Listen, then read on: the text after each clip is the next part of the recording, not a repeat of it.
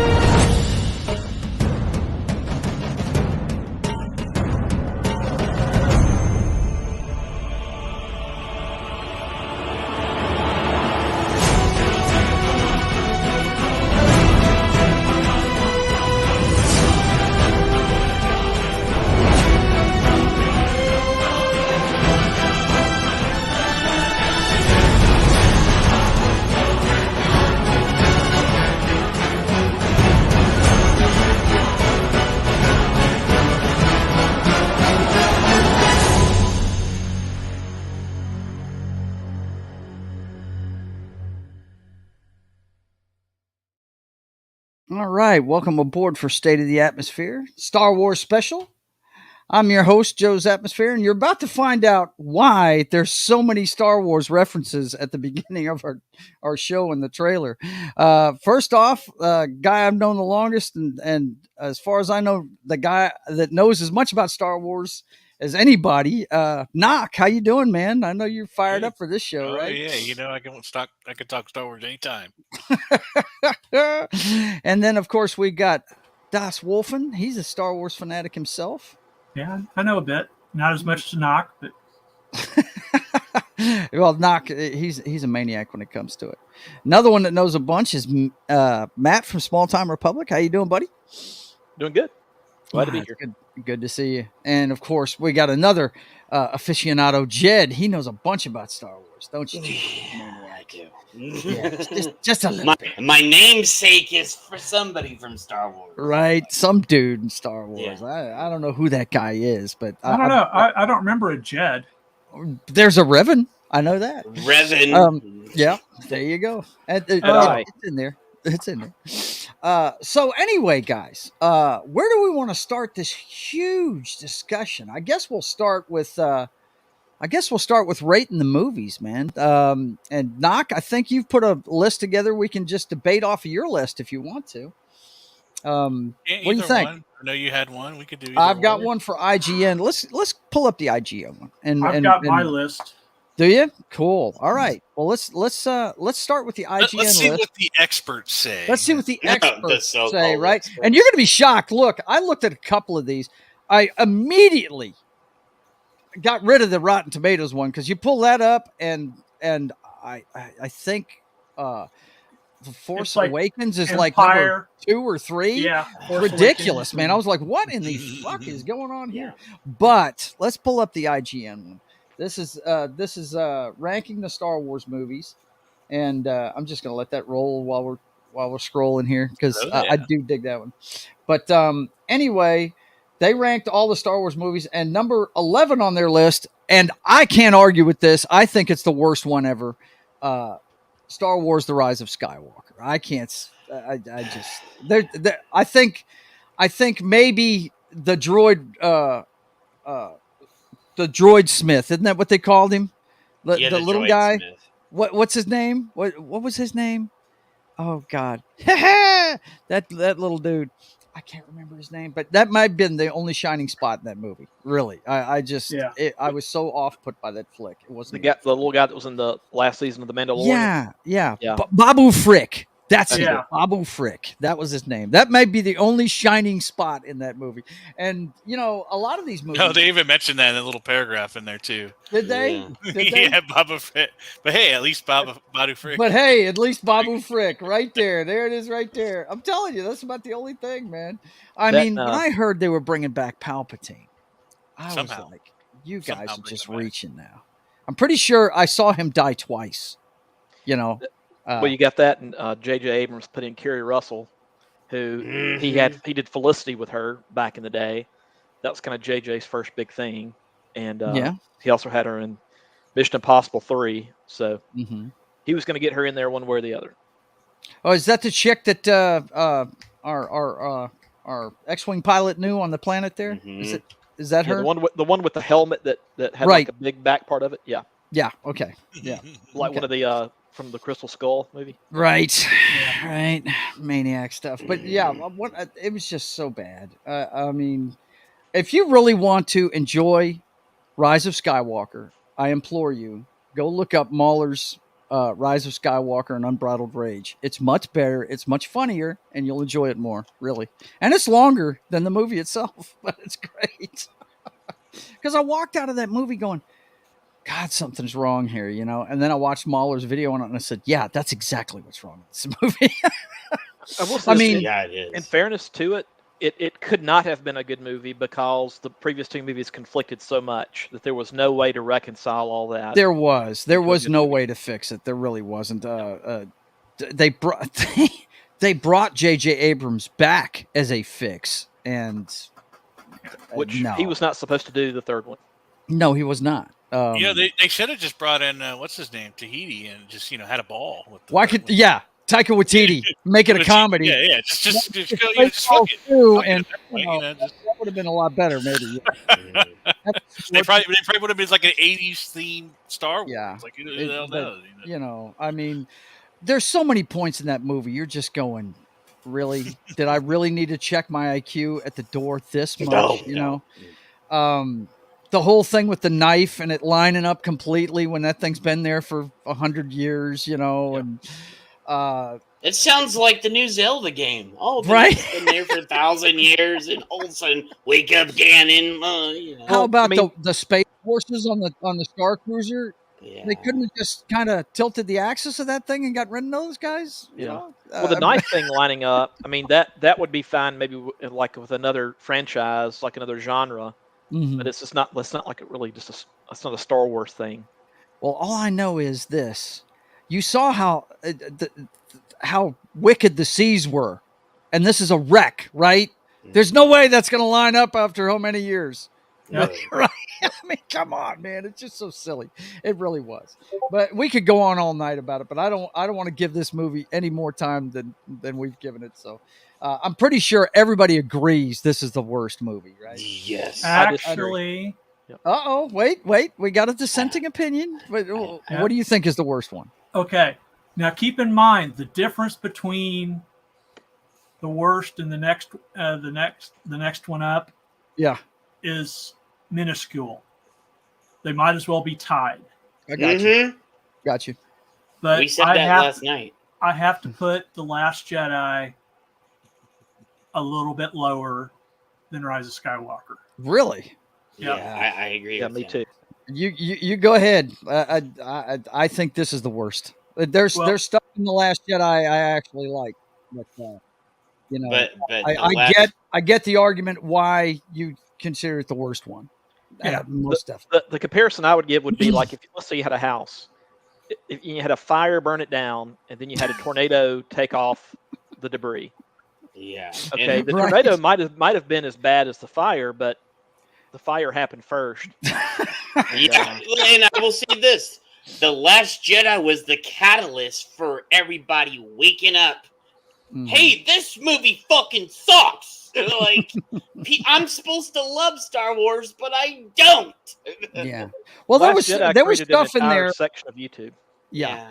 Yeah. Mm-hmm. Oh, yeah. There's how many YouTubers' careers took off because of that Yeah, movie. I Right? would say The Last Jedi is the worst because it started a chain reaction. But It there was wasn't- good stuff in that Yeah. movie, though.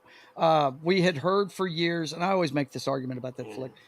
We had heard for years about the progression of the Sith, how you have an apprentice and he grows and eventually he kills the master and then finds his own apprentice, and that's how they move on. There's always, a master and an apprentice, right? We had heard about this the whole time, but we actually saw it in Rise of Skywalker. We actually saw that moment where the apprentice killed the master and he immediately was looking for his apprentice. Yeah. It was pretty cool. That moment was pretty cool. Now, the fact that Luke had fucking, given up on the fucking Force and given up on shit, yeah, that was bad. But yeah, and that was. But the fact, the deconstruction of Luke sucked.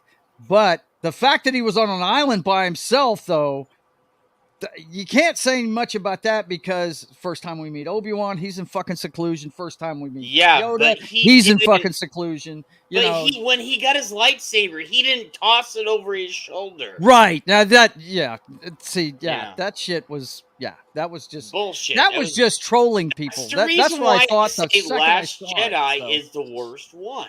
Yeah. He also didn't milk some creature just to drink. Yeah. Oh my drink God! blue Yeah. milk in Did we front of need her. that? Yeah.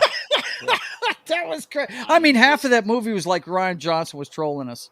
I mean, As- the whole Rose Tico storyline and the gambling planet, that whole thing was. Dude, I I fell mean, asleep you talk during about that a shit. fruitless storyline that went nowhere. I mean, I really, if there was one character that I liked in there, it was the hacker that they got. Benicio Del del Toro? Toro's character. Yes, but we didn't see him ever again. Right. I would have loved to have seen him, and that might have actually elevated Rise of Skywalker a little bit if that character had been in there. That would have been like not having Lando in Return of the Jedi. Yes. What the fuck? It's just dumb, man. Dumb. Okay, the next one on their list is Star Wars: Attack of the Clones. Now, that I agree with that one. That up until Rise of Skywalker came out, I thought that was the worst movie, and not like it was super bad or anything. It's just I know they had to set up the love story between Anakin and Padme, but it fell kind of flat. That movie fell kind of flat. The only thing that's any good in it is probably old Yoda perpetrating at the end, coming in like a gimp with the fucking cane and then throwing it away and fucking just jumping all over the place like a fucking frog, with the lightsaber. That was cool. But, the fight scene at the end of it was cool, but most of the movie was kind of boring. It really was. It was The dialogue between Anakin and Padme. just horrible. George Yeah. should have had somebody else review that. He should have had somebody else, like he should have had somebody that knows something about, romance novels or something write that shit for him. You know what I mean? But I agree with that. You see what You mean it Iron said? You mean it wasn't like a 40-year-old version with the Steve Carell? It felt like bags of sand, No. Right? I have bags of sand. Shit, right? What Iron said, right? Let's see what Iron's saying. Jed lies. He want to get into Rose's potato sack. Oh my God! What the Check him fuck out. ever, Oh my bro? God. Hell no. Hell no. But I agree with that one. Knock, what did you have as number 10 on your list? Oh, you want to go concurrently? Yeah, just I I'm was just I was giving gonna some be comparison, just some comparison to it. No, I was going to be silent the whole list and go through mine. Okay, that's fine. Then we'll do that, buddy. We'll do By that. the way, the actress that played Rose Tico, she's more attractive in outside of that role than she is in the movie. Absolutely, no doubt about it. They made her a little frumpy. They frumped her down, no doubt about it. Well, if you number want to 9. go side by side, Joe, we could do that. If you want to switch over, let me present mine. Okay, sure. Let me get it back. Well, while he's But looking number it 9 up, on this list is the Phantom Menace. my number 10 is Rise of Skywalker. Yeah. My number 9 What? is Solo. Number 9 is Solo. That's Solo what made I no would. money. That's where I put Solo at. is here at number 9. That's what where I would put that one. I don't think Phantom Menace is as bad as people think it is. No, it's not. Yeah. Because it had my boy Jar Jar in it. So. No, it had the Jedi in it, Qui-Gon Jinn, my friend. And The guy that You know, is a koala in the rain and gives 0 fucks. and Okay. they had Right. the undercover Sith the whole time in it. My Right. boy Jar Jar. I got mine. What you got there? So number 10. Well, I don't even know if it's show number 11, but number 10 is episode 7. I thought that was it was a generic remake of A New Hope. Yeah, absolutely. Yeah, it was. Yeah, it was. A planet killer that gets destroyed in one shot. We've Mm-hmm. had that story already. It was such a terrible movie.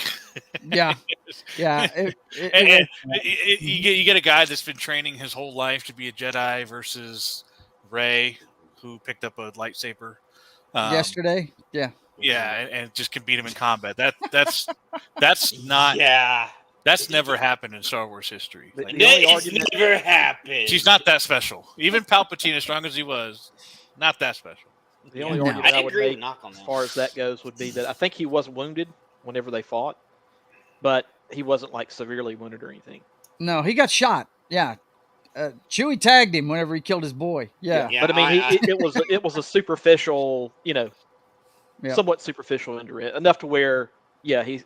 It was irritating him though. He kept pounding his side, But yeah, man. Okay, what you got at the Iron 9, said brother? Number 9, I have Solo. Yeah, see, that's the one. That's me too. What's Iron talking about? Iron said, Where you do put the Ewok films? films? Well, we're talking about the major features now, and there's only one Ewok feature in there, so it's up there a ways for me.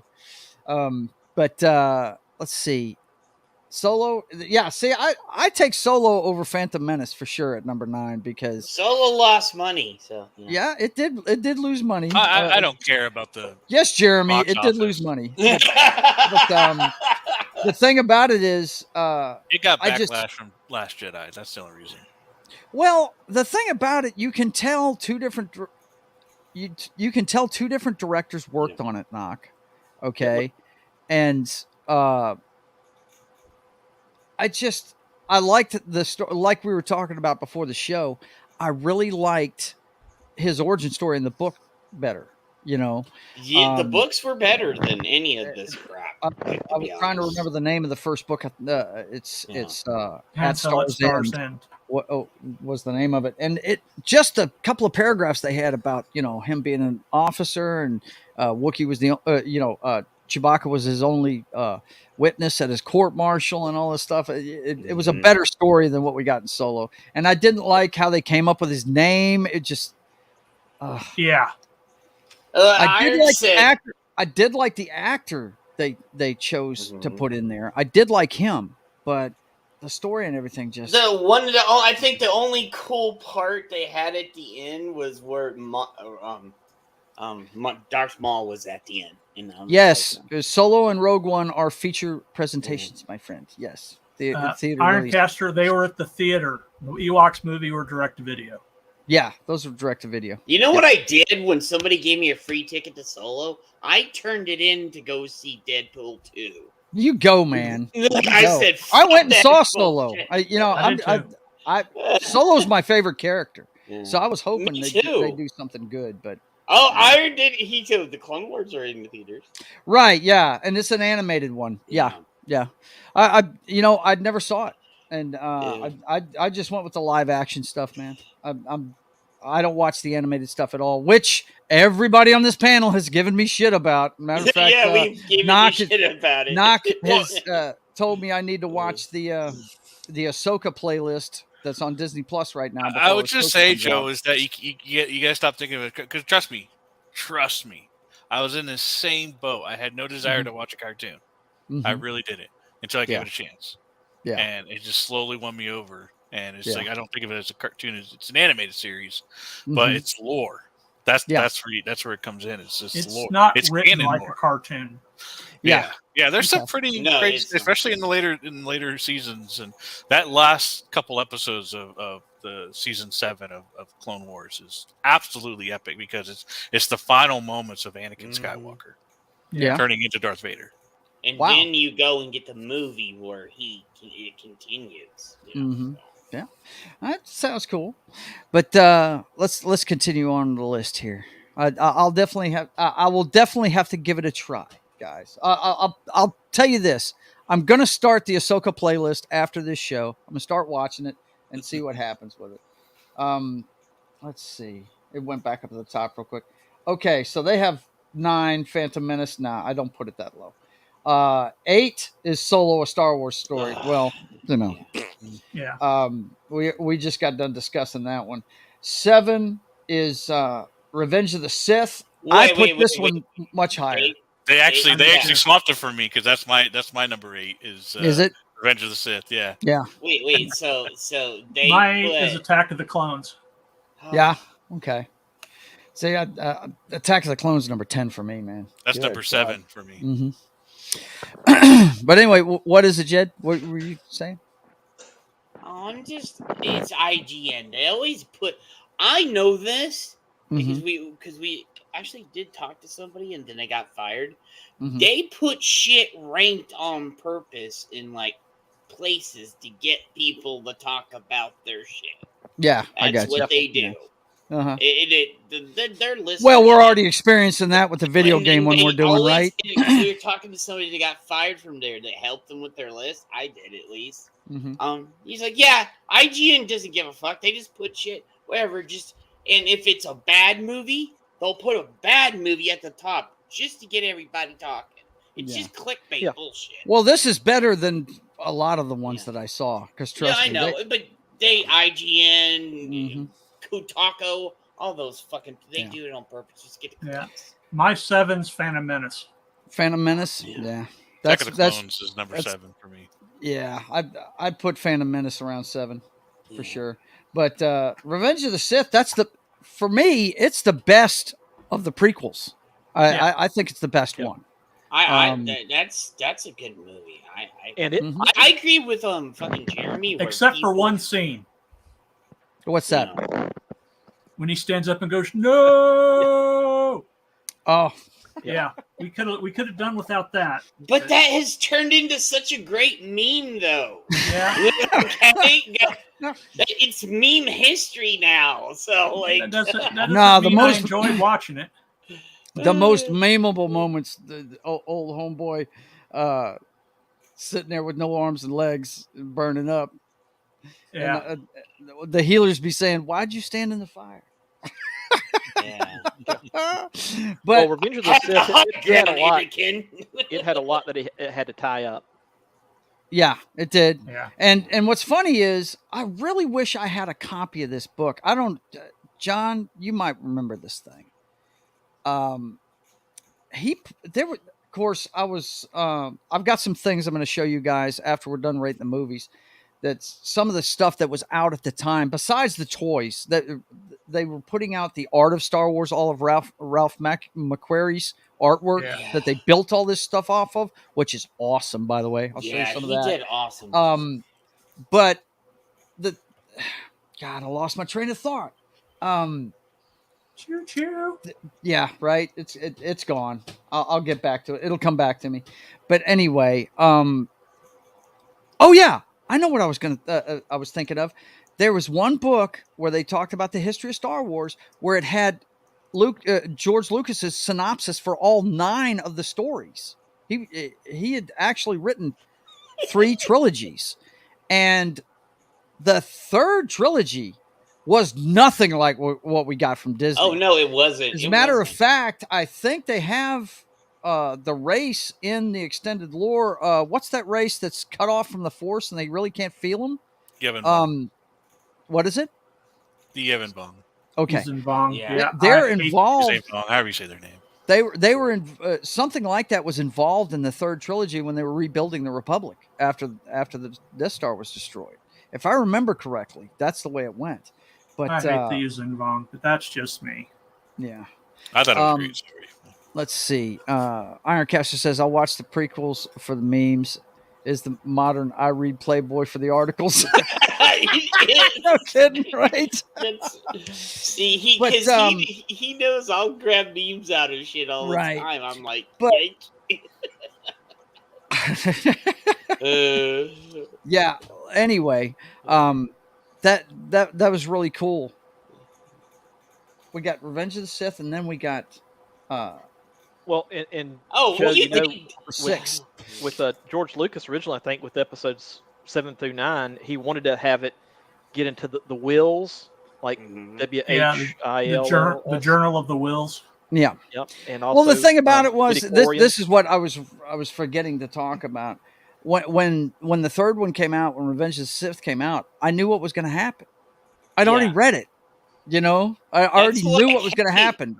I mean, right down to him getting burned up. That everybody that had read this stuff knew what was going to happen to him. You know what I mean? Hey, that's like Oppenheimer in the Titanic movie. Like, you know, Right. what's You know gonna what the happen. ending is. Yeah. Yeah, they're like, oh my god, a bomb's gonna drop, and Oppenheimer, get the fuck out. Right. I think one thing they screwed up a little bit though was the fact that like Padme gave birth and then died.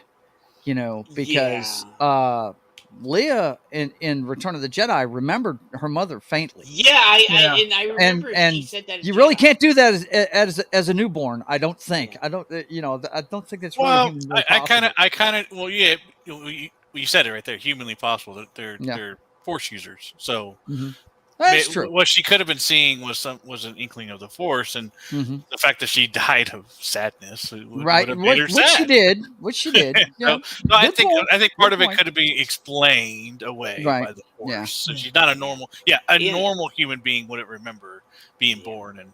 Right. And the end of that movie was kind of rushed too, because you had them trying to put everything together, the kids being born, and the Empire being born right there. You know? Right. Yeah. It was kind of rushed too, but it was a good movie. But it was a good movie, man. There's it there's some parts in that movie I really dig. That part where you actually saw why the Emperor looks like a fucking wrinkled ass old prune. Yeah. You know, when he's fighting fucking Samuel L. Jackson's character, Mace Windu. That was really cool. You know, if there's no body, they're still alive. That's right. I've been saying that for years. Still out there Still somewhere. alive. He's just sticking around somewhere. That's Out Hey, there Anna said, "What's up?" Yeah, I saw that. I put it up there. How you doing, girl? It's good to see you. Good to see you. Yeah. So that, let's see. We had The Force Awakens at number 6 on this list. Yeah, That's that's my shit. 6. That's my number 6. Yeah, that's a good place for it if you ask me. I had Last Jedi at number 6. Yeah. Okay. Last Jedi is much higher on this one. That's for sure. Rogue One is at number 5 on this list. That's actually up around number 3 for me. I dig that movie, dude. I really enjoyed that one. I actually had mine at number 5 as well. For Rogue Did One. you?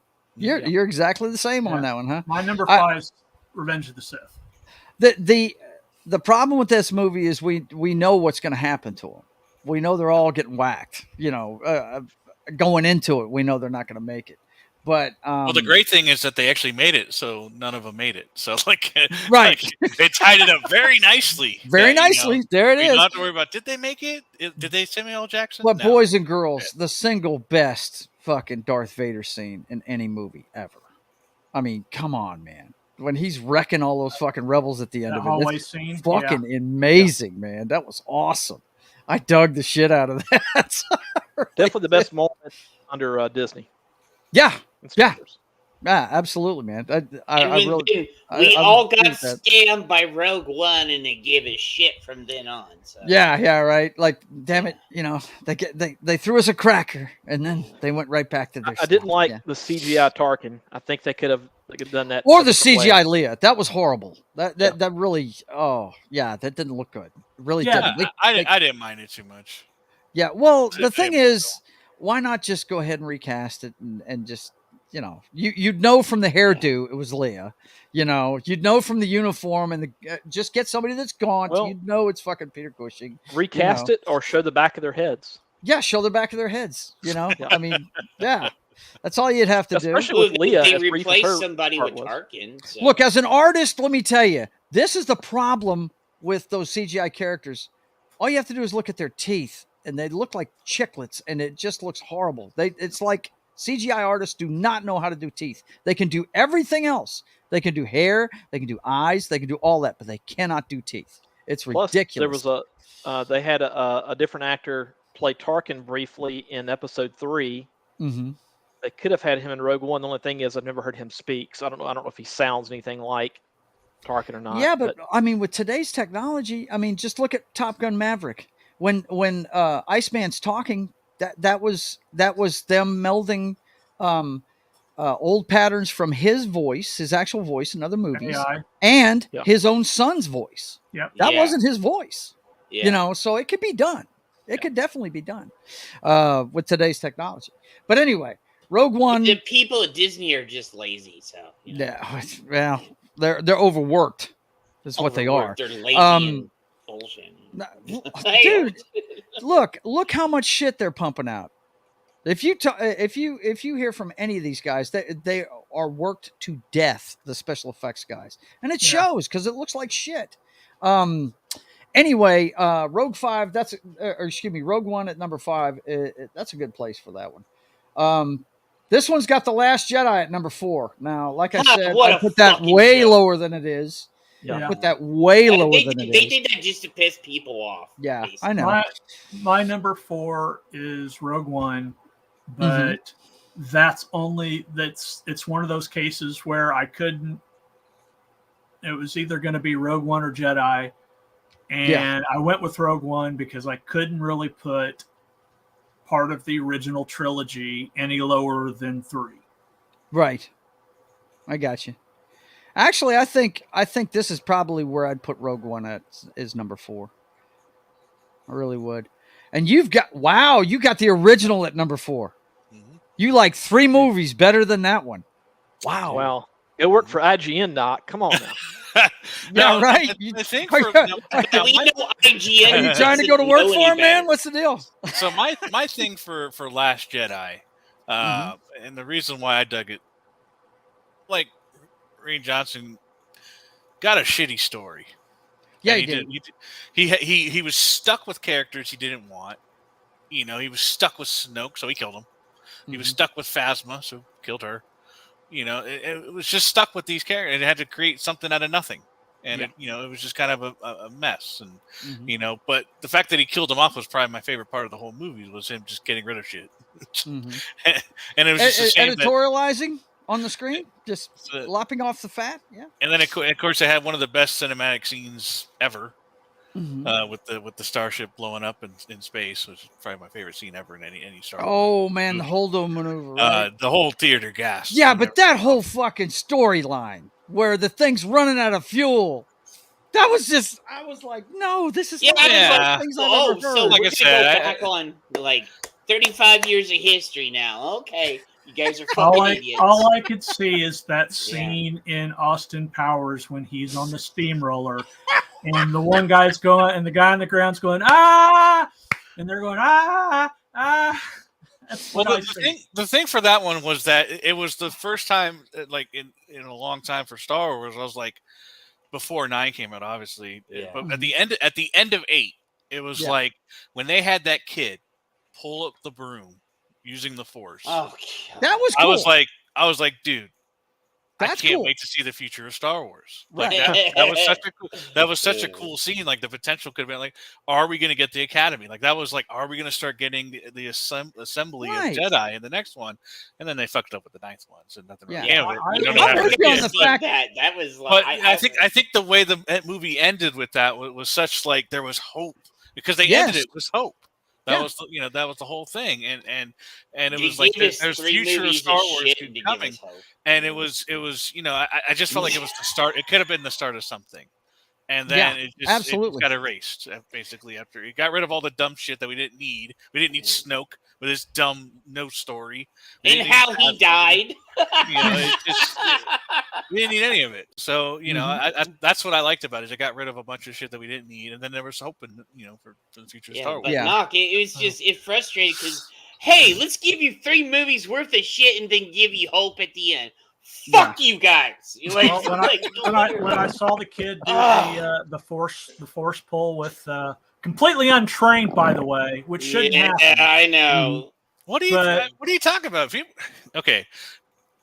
people that use the Force didn't have to go to academy to learn how to use the Force. That was never right. a thing. It came from somewhere. That was never a thing. There's was sensitives always, for sure. They may not have known what they were doing, but people utilized it all the time for a myriad of things. And him discovering how to do that is not a strange thing. Not something as advanced as a Force pull. Yeah.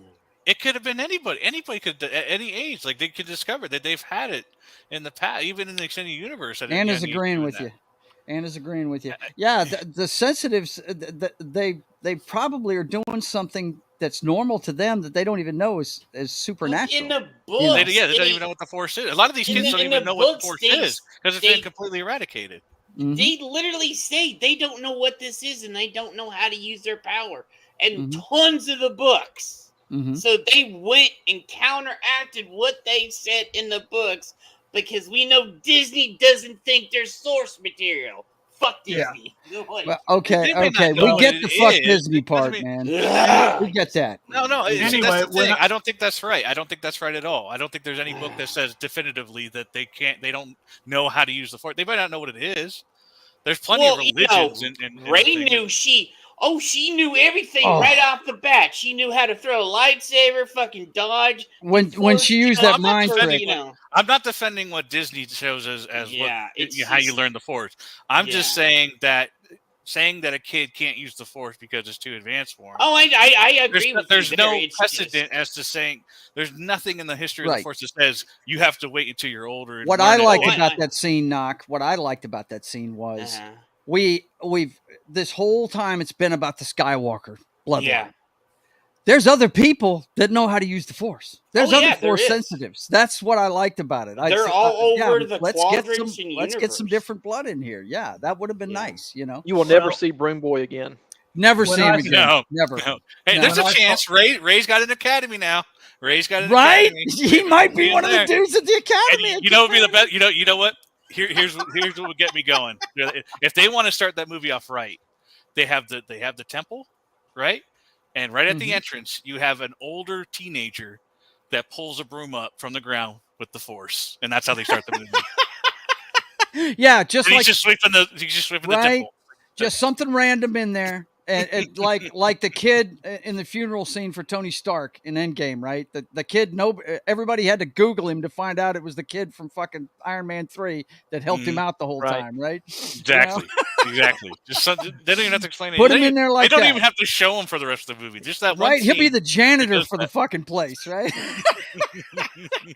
Yeah, I'm just like, that'd be hilarious. Well, I knew that it wasn't going to go anywhere. I'm like, nope, that's not going to go anywhere. Yeah, I'm like, well, especially when J.J. Abrams was brought back in. So the trilogy was a pissing match between J.J. Abrams and Rian Johnson. It was. That was a mistake in the first place. It should have been one guy. You know. Yeah. The plan was what failed them. No doubt about it. The plan. There was no plan. You know, the first three trilogies we had George. That was all shit he wrote, right? So it was all congruent. And even at the time, it was heated. The biggest mistake he made. Yeah, no shit. If Disney did anything, all they did was make people love the prequels more than they ever did. I already love the prequels. So I did too. I grew up with them. So the problem with the prequels, he should have never done the midichlorian thing. That fucking was stupid as shit. Oh, I agree with that. That was a little out of... That was dumb. Random. That was like trying to apply science to it. Yes, come on. This is mystical. This is it's mythological. You know what I'm saying? You didn't have to explain exactly. You don't have to explain this shit, man. It's midichlorian counts through the roof. Okay, I mean, it's almost like video game stats or something. It's like saying, the fact that he's a virgin birth, that's not enough for you. You know, he's a 1500. He could never beat somebody that's a 1300 or they explain that, but yeah. But anyway, let's continue with the list. Number 3 is actually my number 1. Return of the Jedi. That's my number 3. The reason why it's number 1 in my book is because it's just because of my experience with this one. Yeah. I had just graduated from high school and I was about to join the Army, and I was 17 years old. And it's just that it is the reason why I still go to movie theaters to this day for certain things, and I will always go to the movie theater to see what I really want to see on the big screen, is because of the experience I had with this movie right here. But I've got it number one, and I'll just tell it real quick, guys. What happened was that movie was coming out on a Wednesday. They opened it on a Wednesday, and my aunt wanted to pick me up. She was in Metairie, which is around New Orleans, closer to where Matt's at, down in the Gulf, and I'm up in northern Louisiana, right? And she wanted me to come down and visit, and I said, "Look, you can pick me up on Tuesday or you can pick me up on Thursday, but Wednesday, I'm going to be in a theater. So you pick Tuesday or Thursday." And she said, "Why?" And I told her what was going on. She goes, "Okay, I'll pick you up Tuesday." And she dropped me at the theater at 6:30 in the morning. On her way to work, there were already 80 people out there. Now, this is before you could buy advance tickets and shit. You had to be in line to go to the movie, right? And there was already 80 people out there, right? They had a Charlie O machine, which was an old fountain machine for sodas and stuff. You could get a soda out there. There was a guy. Now, back then, guys, these movies took good 4 or 5 years before they put it on VHS. They didn't go straight to fucking video. Yeah, it took a long time. And there was a guy playing. It was the first time I ever saw a bootleg movie. The guy was playing Empire Strikes Back on a TV set on a VHS tape. And I asked him where he got the tape. He said, "Oh, it just appeared in my VCR one day." I was like, "Okay, whatever." I sat there and watched it, and I heard somebody up at the front of the line hollering "Joe," and I was like, "I'm down in New Orleans. Nobody knows me down here, right?" Yeah. And I look up there, and sure enough, there's 5 guys. They're all in OD fatigue tops and cut off OD pants and stuff. They're wearing kind of military gear. It's a bunch of guys I went to fucking leadership school at Barksdale Air Force Base. They're right up at the fucking front of the line. So I ended up in the front of the line. We got great seats. And every time one of the characters came on screen the first time, the whole fucking place erupted in applause, I mean, even, because the first time you see Luke in that movie, he's a hologram. And when he appeared, everybody lost their mind and shit, And the last when Darth picked him up and threw him down that well, popcorn flew all over the fucking place. That place exploded, man. It was awesome. Yeah. And I tell you, it's the best fucking film experience I've ever had in my life, was going to see Return of the Jedi for the first time. And it will always be number one in my heart. Even though I think Empire Strikes Back may be a better movie, this one will always be number one to me. So, yeah. What did you guys have at 3? I had Return of the Jedi at 3. I had Jedi at 3. Yeah. The OGs are 3. I have a reason for this. Yeah, see, he loves the prequels, man. He does. Yeah, Phantom Menace. Too. So. Excluding the midichlorian stuff, the reason I liked them was, one, I was a kid when I watched this one. So I was 11, I think. So Anakin was me. I wanted to be Anakin. Kind of deal. You had Liam Neeson. Now you mentioned, Joe, earlier about the Sith being the first time that you saw a Sith take the mantle from another Sith.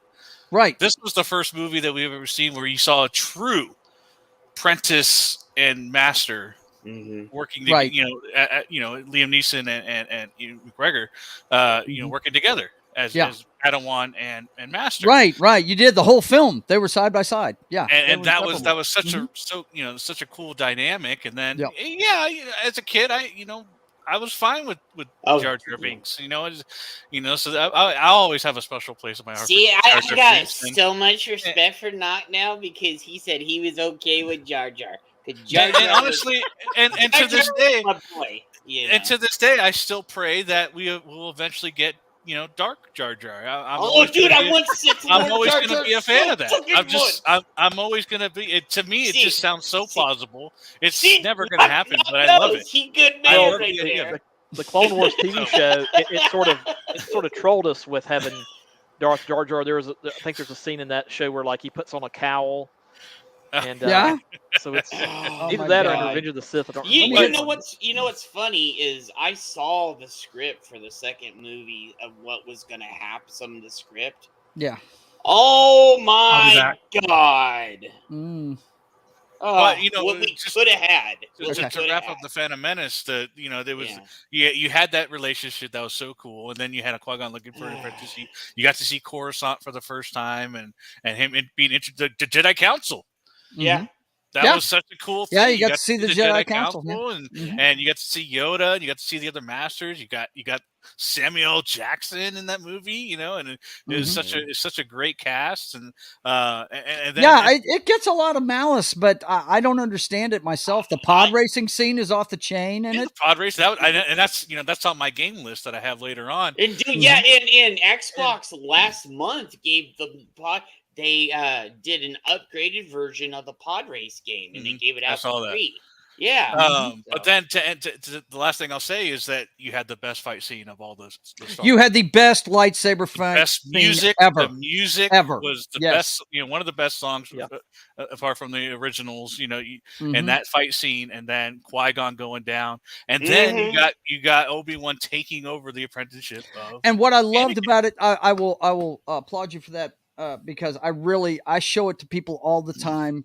Right after Qui-Gon gets killed, it's almost like Obi-Wan's about to go to the dark side because he really wants a piece of that motherfucker when he's bouncing behind that fucking shield, waiting for that thing to go down. Well, that was always the thing about it. He was never close to going to the dark side. This guy. No, I'm just saying he was ready. But he was definitely headstrong when he first started. But that's why Obi-Wan says, "So do I." If you remember, or so did I when when Yoda's talking about Luke being going into danger. So was I. If you remember, if you remember, he was headstrong when he was young, but then he grew into it, and he was the reason why I think he had. So that's why it's number 3 on mine. Yep. I went to look for it, and it wasn't where the rest of them were, so I don't know if I've lost it or not.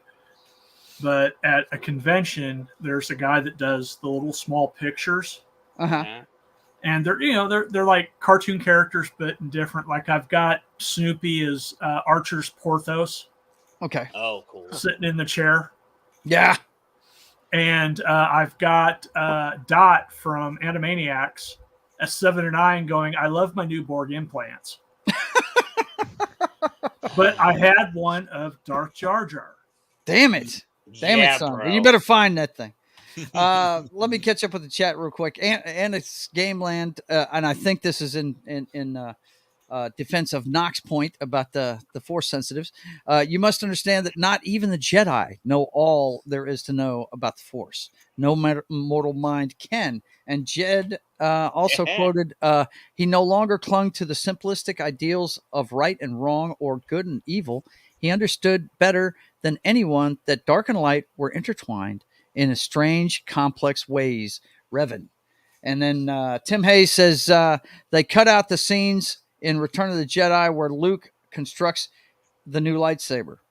They cut out this. Oh, okay, yeah. And that's interesting because that's really the mark of one of the marks of a Jedi is creating your own making your saber. Yeah. So. Yeah. Darth even says it when he's looking at it. When he turns himself into him, he's like, "I see you've constructed your own lightsaber. You really have, grown." And it's pretty cool. It's pretty cool. I actually did see that scene at a convention one time, but I never seen it again. Wow. So okay, so number 2 on this list is A New Hope.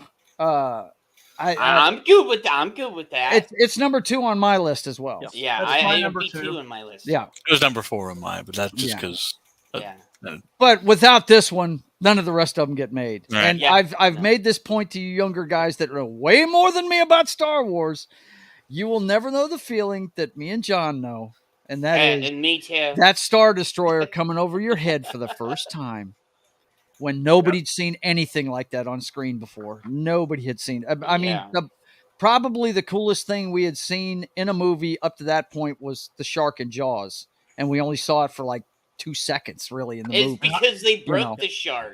I didn't see Jaws until after, because I was only 5 when Jaws came out. Dude, my dad drugged me to that movie, man. Yeah, that was in 75. Yeah, that was 2 years before Star Wars. But guys, you just don't know what that did to the world. There's a reason why that movie took off. Dude, and you had those Adobe speakers on each side of the theater and everything, and you heard the you see the crawl, and you The hear music, everything. It was crazy and you hear you see the Star Destroyer in the theater while you're doing this, and you just see it coming over, and you hear it.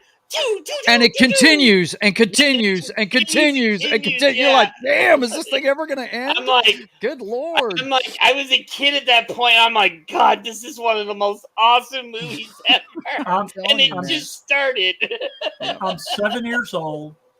I've got my small popcorn. I've got my box of Whoppers, and I've got my Dr. Pepper. Yeah. Mm-hmm.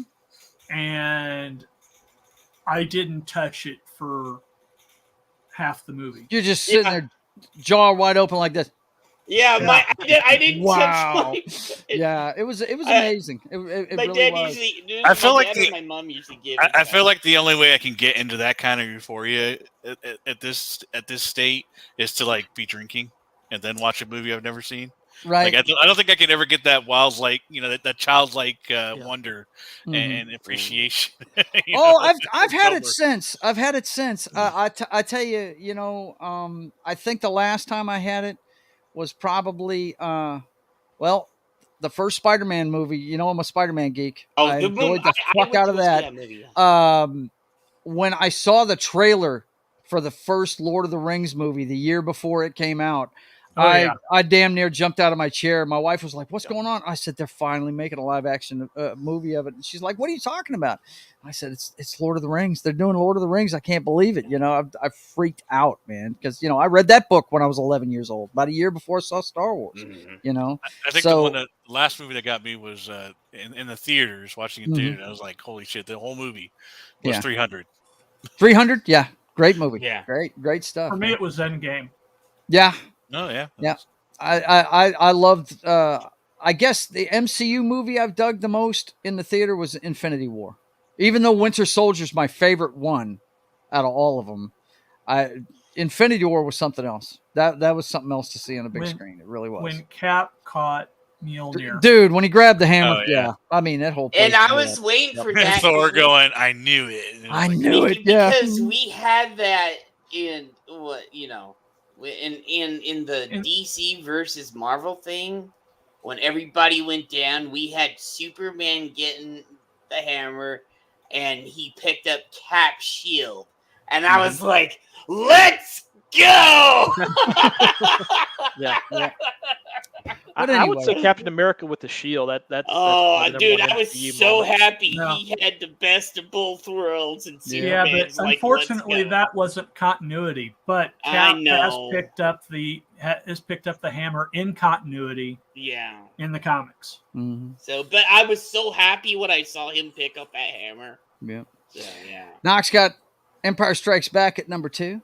Mm-hmm. I would make that number 2 myself. A New Hope would have been number 3 for me, and this would be number 2. I'm with you on this one, because number 1, like I said, for me is Return of the Jedi. That's my favorite one. And let's see what IGN puts as the best one. They say it's The Empire Strikes Back. I'll at least have some common sense. Yeah, a lot of people think that's the best one.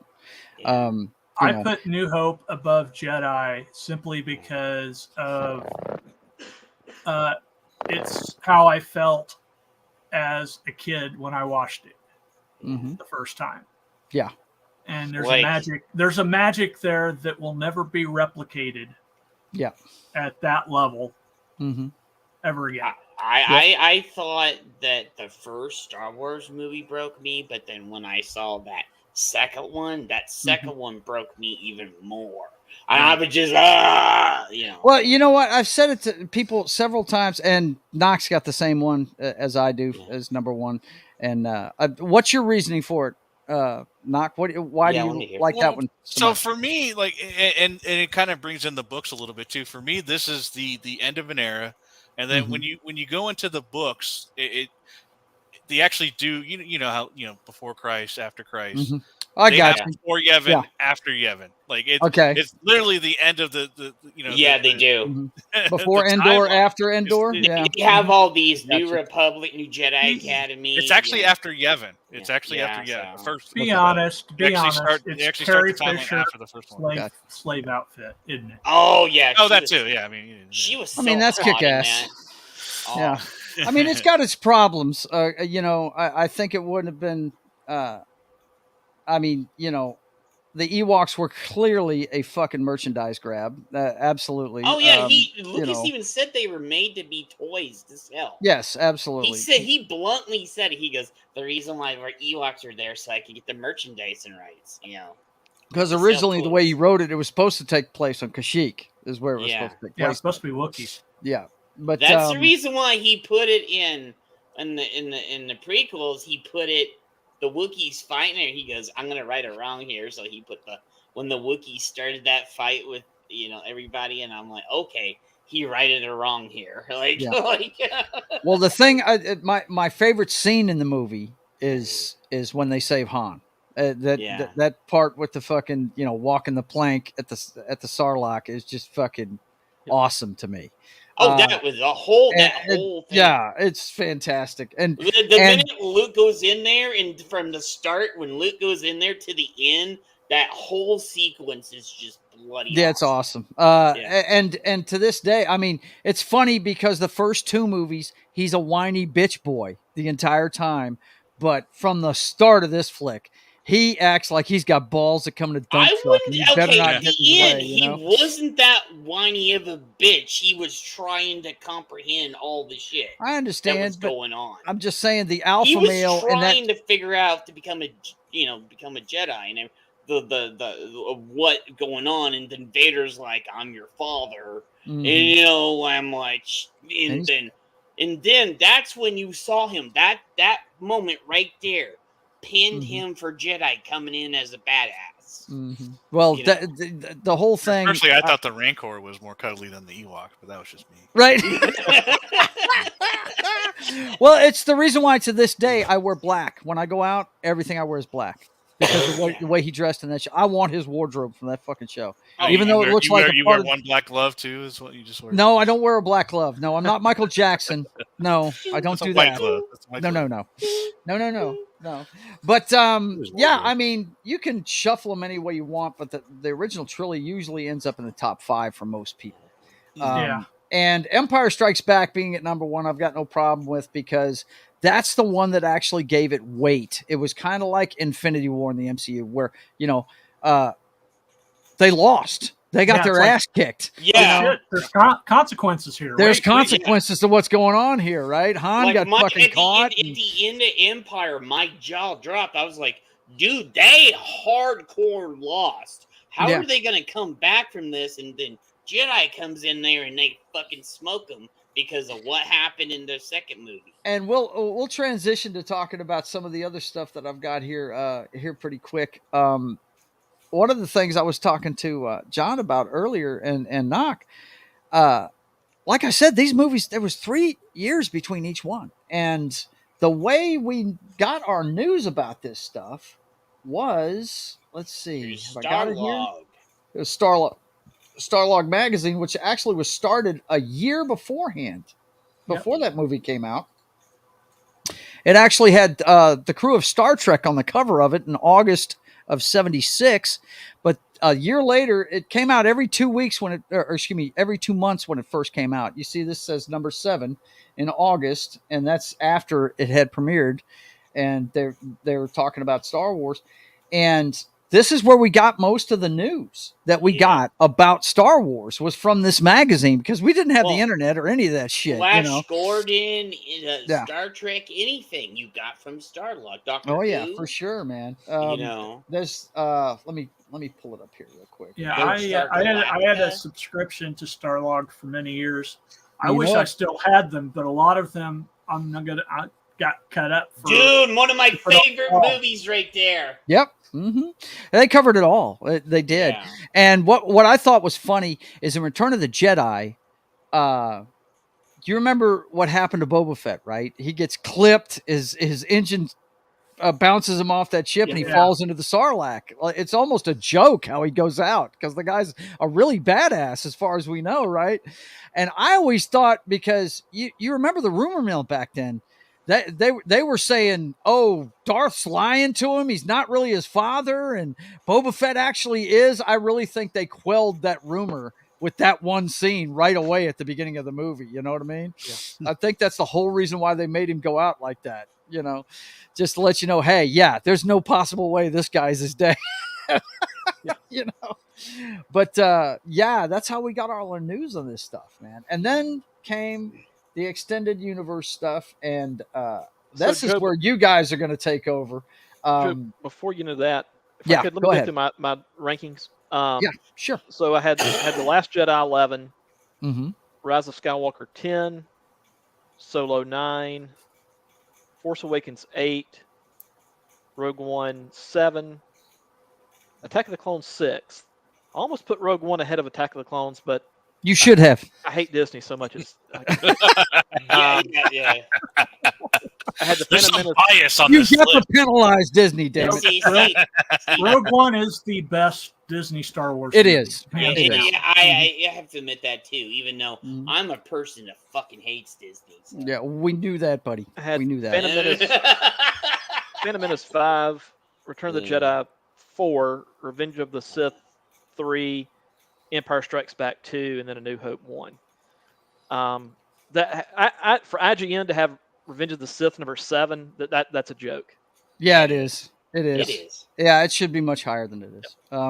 But you know, hey, you know, IGN, they're not the best at, I mean, we've been doing the video game one. It's obviously Nintendo slanted because wow, there's they stuff. love Nintendo over there. Yeah, at IGN. for sure. But Let's see. I love Nintendo too, because if it wasn't for Nintendo, Tim we Hayes, wouldn't have games today. So right. Tim Hayes says in the Marvel comics, Boba Fett gets spit out of the Sarlacc pit. Yeah, he Really? does. And I was waiting for years for them to say this, and then it's not till like 25, 30 years down the line. They're like, hey, let's do a Boba Fett show and actually do what sort of was in the book. But Disney goes, hey, there's no EU content or no other content. I'm like, oh, for fuck's sakes. Well, hey, Chad, you know, go ahead. This is for you. What? Uh-oh. What we got? What we got? Where you at? I'm looking for it. I got my camera right in front of the stuff on the bottom of the screen. Does he have said you're going to pull up? Yeah. Oh, no, I was, you didn't hear it? I didn't hear it. Oh, what? Crap. It was Come on, you can do it. Do it again. Hang on, I got to check my audio settings. Make the sound with your voice, whatever. Right? It is. Okay. I played this. Clytus, I'm bored. Oh, yes. That's the start of Flash. Followed up by. Nice. Yes. Absolutely. Dude, that is like one of my top 5 movies right Well, there's a connection between Flash Gordon and Episode 1. Yes, there is. The Boss Nass character from Episode 1, the heavyset Gungan that the leader of the Gungans, basically the guy that voiced him is in Flash Gordon. There is really? Here's the going deeper. Yeah. There's a connection between Doctor Who, Flash Gordon, and Star Wars. So figure that one out. Well, what I want to figure out is I want Max you guys. Von Max von Sydow? What? What about him? Well, a bunch of the people, from Doctor Who and Star Wars, actually they went back and forth, and a few of them showed up in the Flash Gordon movie.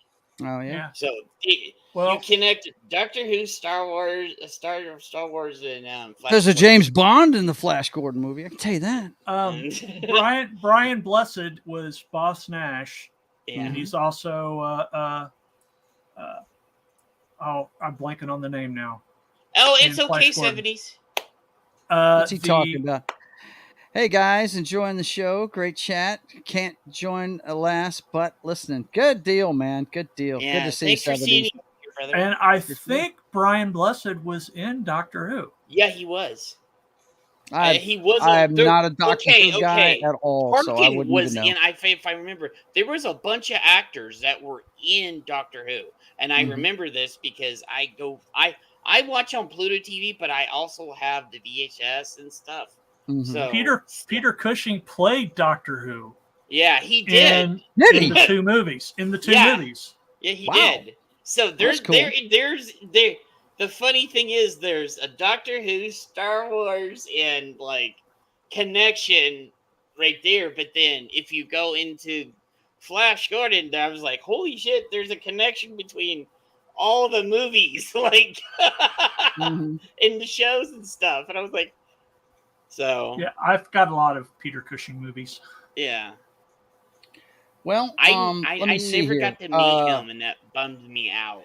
The next thing I want us to touch on when it comes to our Star Wars, beloved Star Wars, is I want you guys to fill me in a little bit on this extended universe that popped up. Now, I know for sure that we had the first book. Now, I read a couple of the first books in this. Hey, and I'll show you the ones I read. Revan wasn't in there. What's that? Revan wasn't in there. It's just I can't get all of it in there, Jed. I'm sorry. Wait, was that just okay? That looked like the Jedi Academy and the other stuff from Mara Jade and Heir to the Empire. It's just that's just an extended universe picture that I picked up. It may have been drawn before Revan. Oh yeah, right. Now I will show you one of the things that I collected when I was a kid, and that's these books here, the McQuarrie books. These things were awesome, man. If you look at some of the pictures of this stuff, hang on a second, I had it up. I have these downstairs somewhere, and I have them all covered up and stuff. Yeah, this is the one I had, the concept art by Ralph McQuarrie, and here's some of the pictures from it. And here's the cool thing is they've reprinted these books over the years multiple times. But what's cool about it is look at the way Luke looks. Looks like he's got scuba gear on when he's fighting Darth Vader. Darth Vader looks pretty close to what he was. But you look at C-3PO. C-3PO looks kind of feminine. Yeah, except for his face. His face is different. His mouth plate and a bunch of other stuff is different than what it looks like in the movies. Yeah.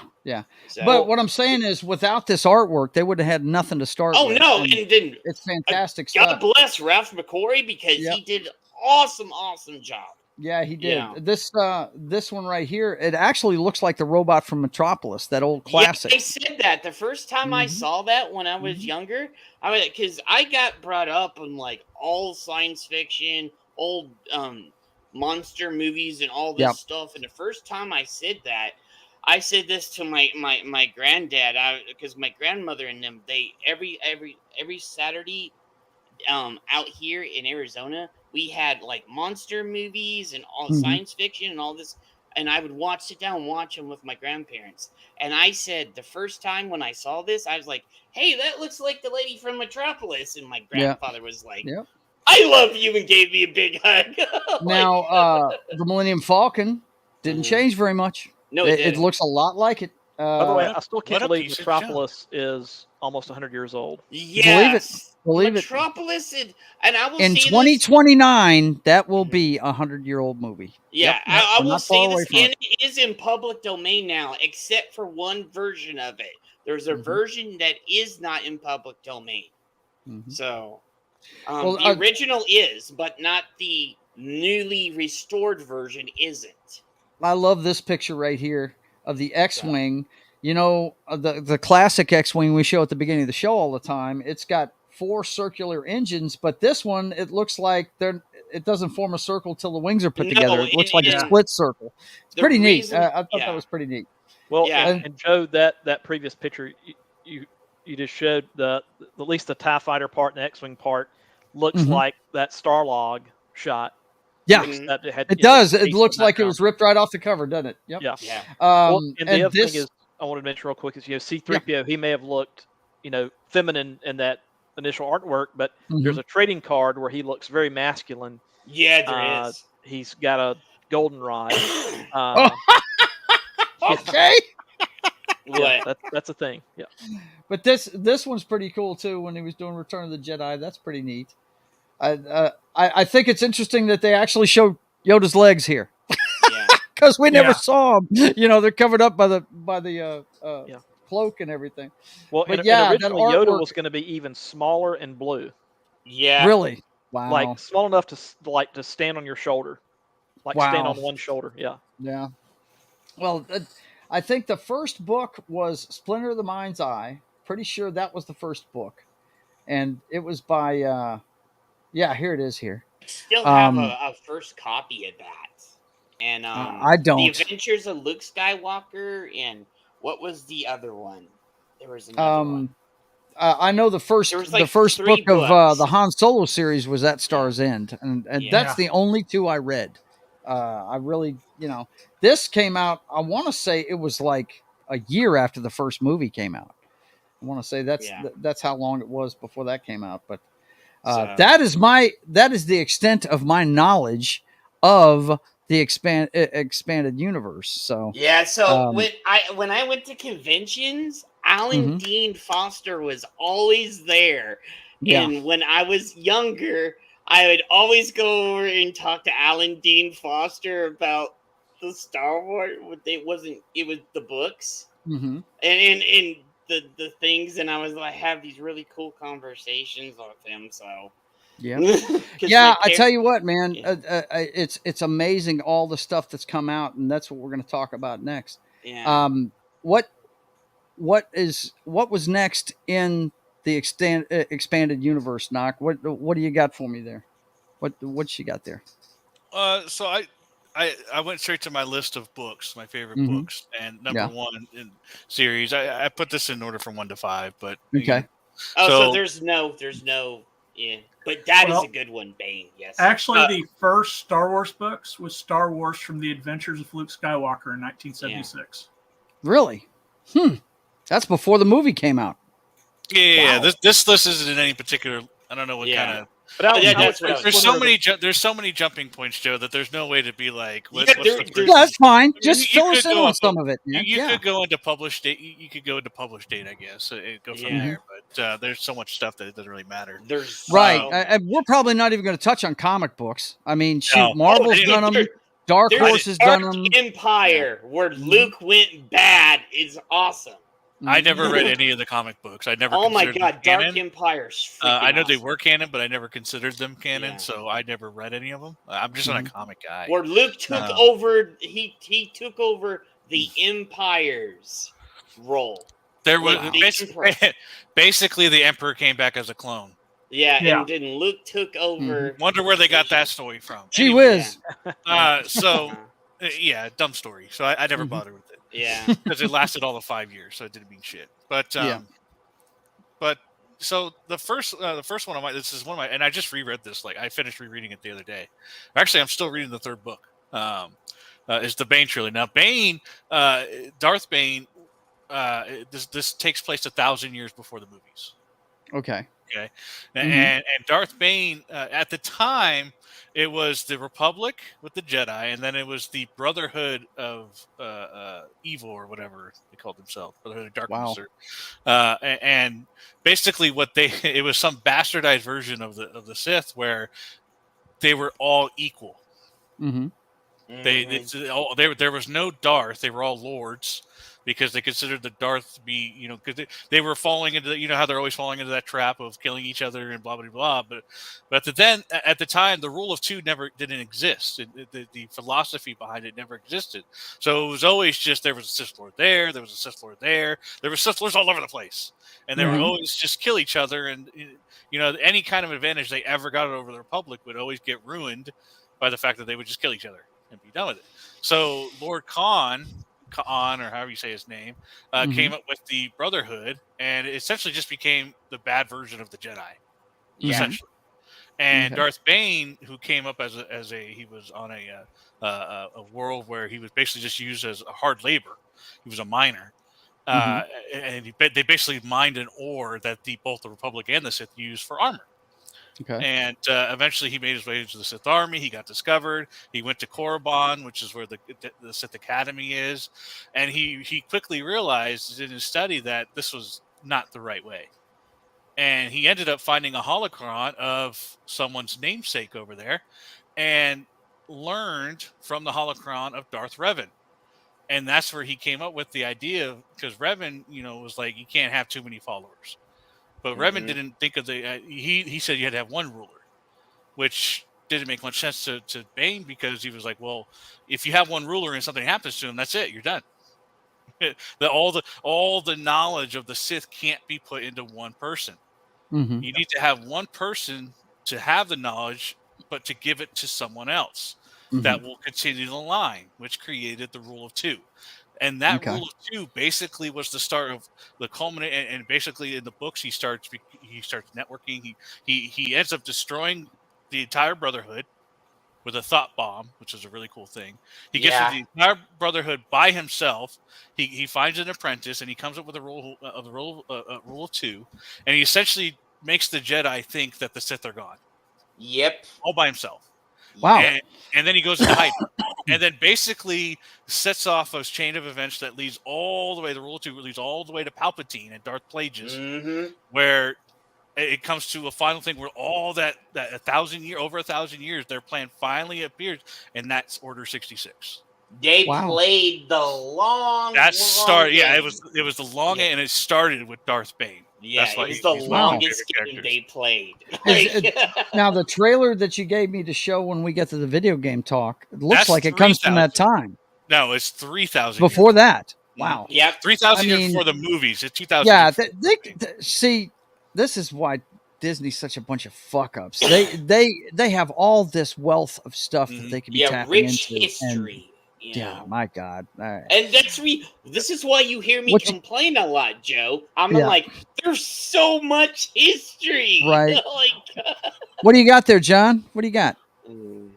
I've got a list of the Star Wars books in chronological order. Okay, cool.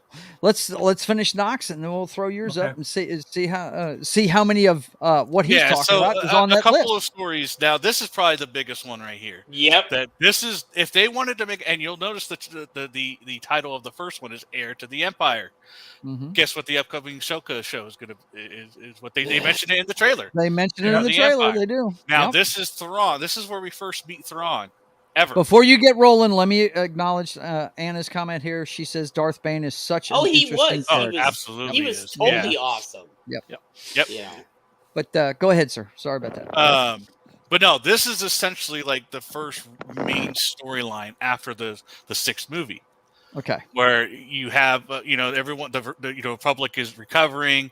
I mean, there's some stories in between, but then basically Grand Admiral Thrawn comes back from the outer regions and takes over the Empire, essentially. Yeah. This is the real episode 7, 8, and 9 right here. Yeah, it is. Absolutely. This is what every major Star Wars fan wanted for 7. Yeah, I wanted this, dude. It was 20 years, 18, 20 years after Jedi. And so I was like, oh my God. And then you read more and more and more. I got so hooked. I was like, oh my God, they need to make this into a movie. And this was only a couple of years after Jedi. It wasn't. Yeah, I know. Well, I thought they said in the book it was like 18 to 20 years.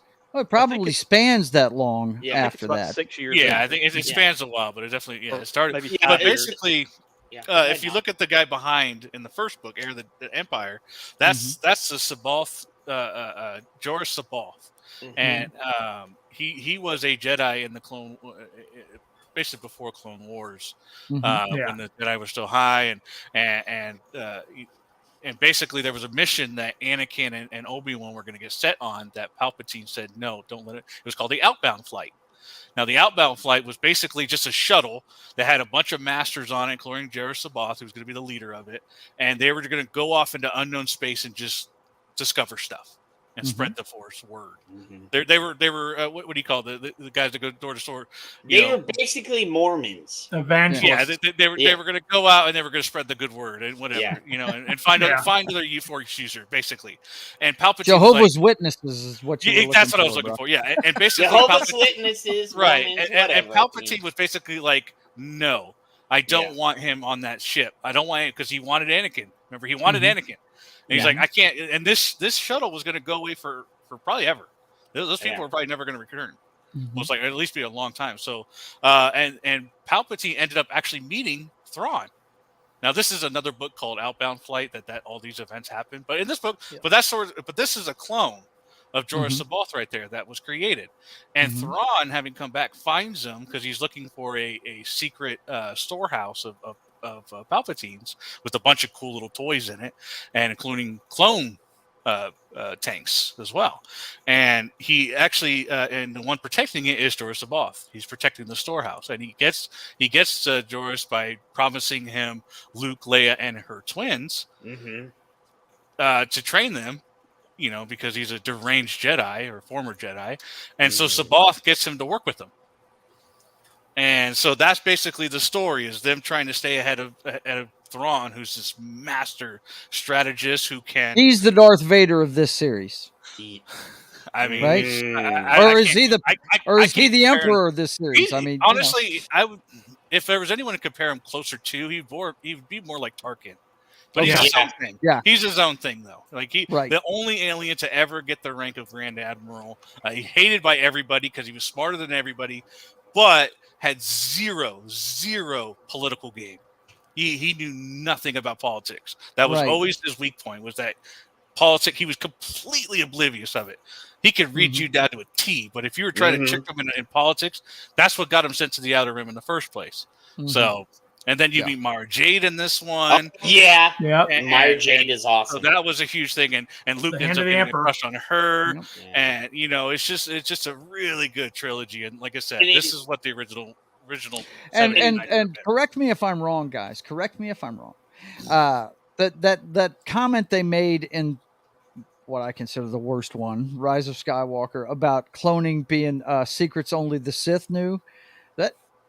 That's not accurate, is it? I mean, no, because the especially in these ones, there's leftover takes from Camino, basically. Yeah, there is. There was. That's all it was. They fought a whole war with clones. Was my point. I mean, it's just. And if silly. you go through Rebels and all that stuff, like they still have some Caminos left over. Like at some point. They do. So I mean, and there might still be some in existence. We just don't know. They're just hidden. And so.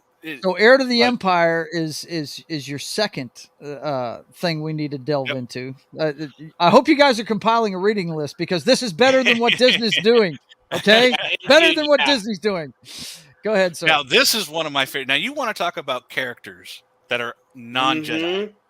Then you got to read the X-Wing series. This is a combination of 9, but I've reread this a bunch of. This is Wedge Antilles' group, his Rogue Squadron. Yep, and they go back and forth between Rogue Squadron for the first couple books and the last couple books. They go back between Wedge and one of my favorite characters of all time, Corran Horn. And Corran Horn. What? I hate it when you say that too. I don't like it. I'm sorry, because he's one of my favorite characters, and it makes me really mad. But no. But this is a great story and this takes place right after the movies as well. Yeah. And it's just Wedge taking over. This is before the Republic takes over Coruscant, and then the first couple books is them taking over Coruscant. Basically, them infiltrating Coruscant and taking it over, and then finding out that it's actually was given to them by Izard, who is the director of intelligence, who takes over the Empire essentially, who's the intelligence director, and she gives them the planet, but gives it to them. Before she gives it to them, essentially, she poisons the planet. Yeah, and it basically leaves the Republic, it's the rebels trying to form a government, and they're still essentially weak. They're not nothing special, right? But they're trying to not use all their resources on a dying planet, essentially. All the aliens got poisoned. Yeah. So that's pretty so good. what I'm hearing here is the destruction of the Death Star was not the end of it. They had to mop up the rest of the Imperials, and this is the story of that. Yeah, right? There was some there in the first 6 months, I think it was. There was some called Sage Prestige, or however you say his name. He just kind of happened to take over, and then Izard, Hussein Izard. I don't even know if I'm saying her name. A lot of these names I've only read. I've never actually heard them out loud. But she took over as the de facto leader of the Empire and tried to keep it together, basically. Oh, But okay. and then Wedge Antilles is a commander trying to he just gets sent on missions with Right. his group. He basically reassembled Rogue Squadron from a lot of like different places to create a group that was mainly fighter pilots, but also had a secondary skill of infiltrators. Right.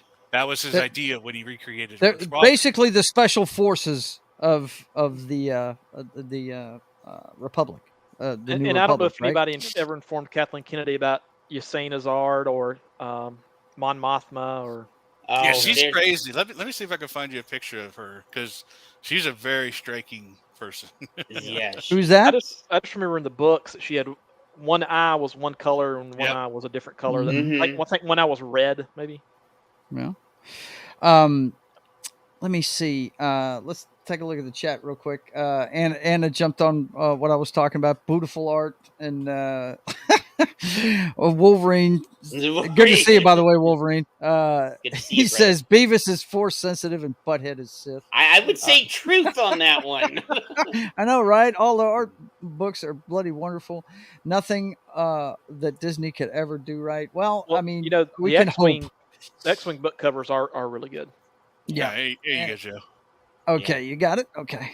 Yeah. And the interesting thing with Yassin Azard is that she was rumored to be a lover of Palpatine. Mm-hmm. Really? She was in love with him. She was in love with his power. She was very cold. If you can see her eyes, she's got the one red eye and one blue eye, and she's Wow. Okay. very That's fierce. good, woman. yeah. There was one at one part, and I was like, okay, that's a bullshit rumor that she was supposed to be a lover of Thrawn too. And I was like, nope. Nah, That's yeah, bullshit. she definitely. I was never like, that's that. bullshit right there. Don't get me going. Like, But yeah, that sounds like a great story. She looks So- like Rogue in a red Imperial officer's outfit. That's what she Yeah, looks like.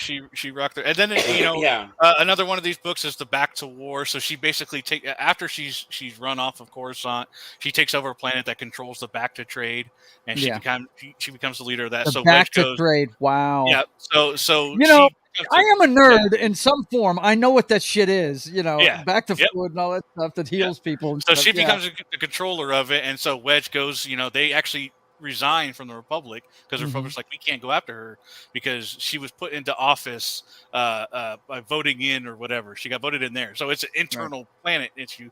We can't touch that because that would just scare off a bunch of planets. So Wedge is like, fine, I quit. We're going.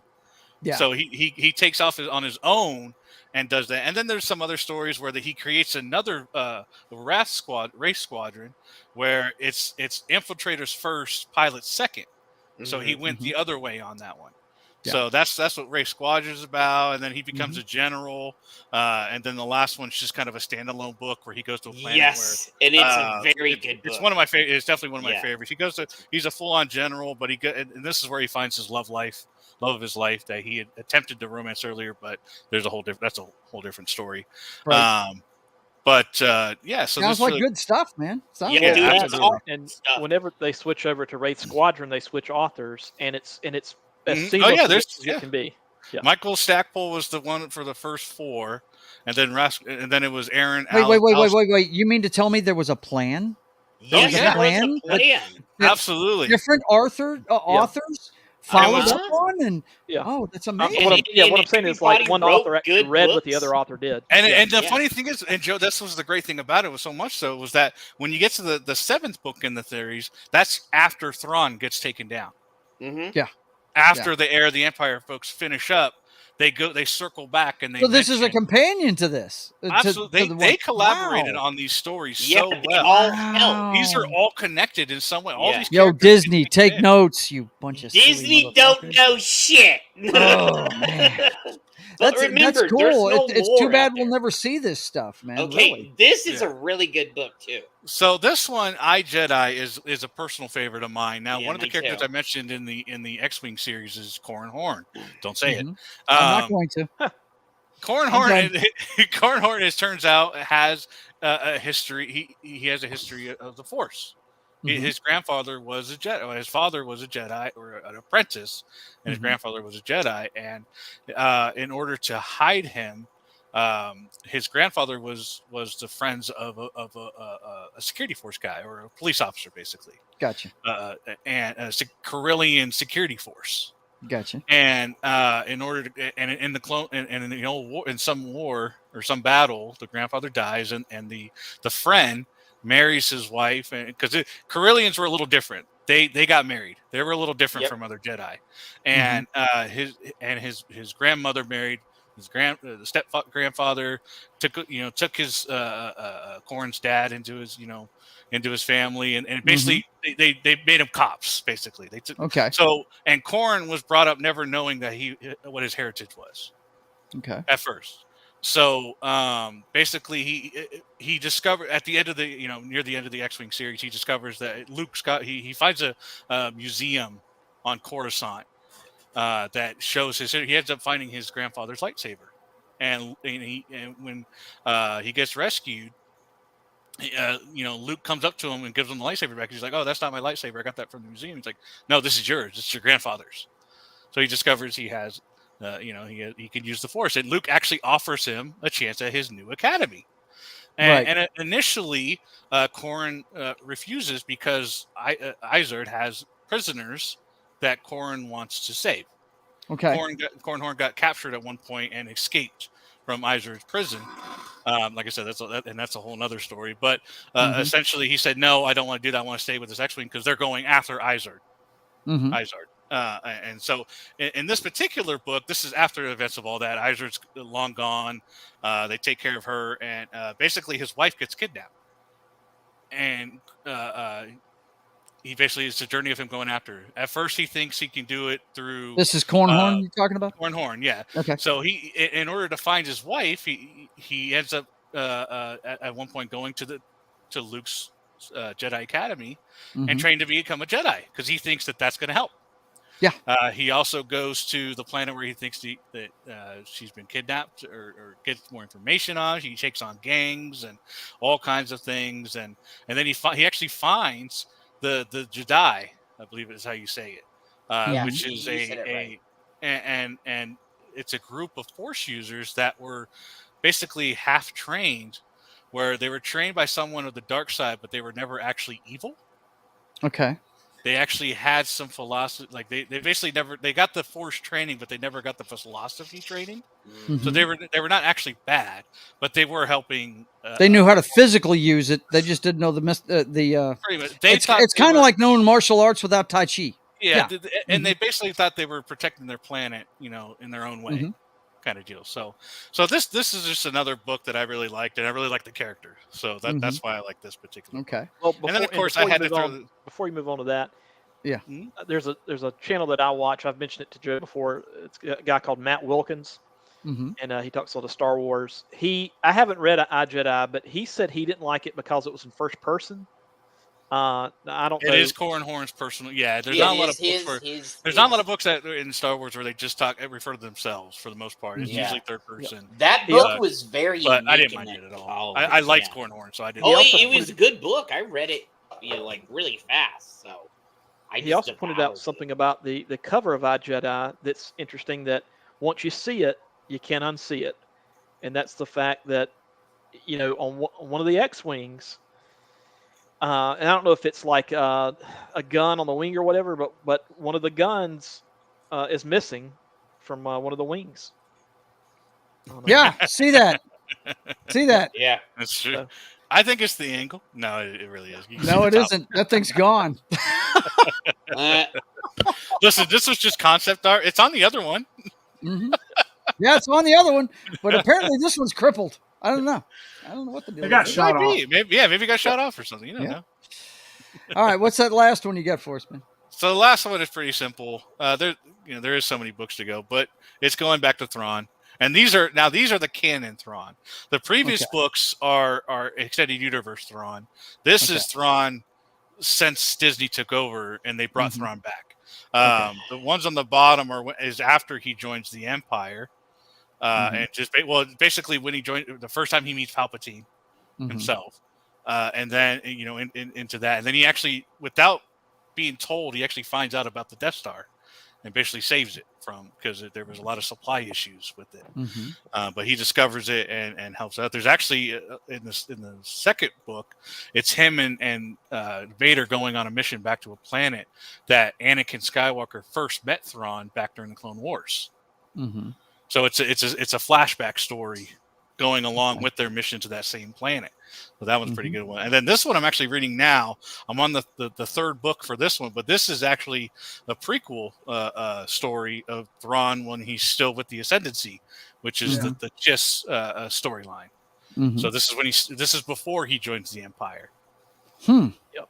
And this guy's Thrawn was actually in a band called Chiss, and they wore face paint. And, I think he was in that Blue Man group too. Insane Thrawn Posse? Is that what it was? Yeah.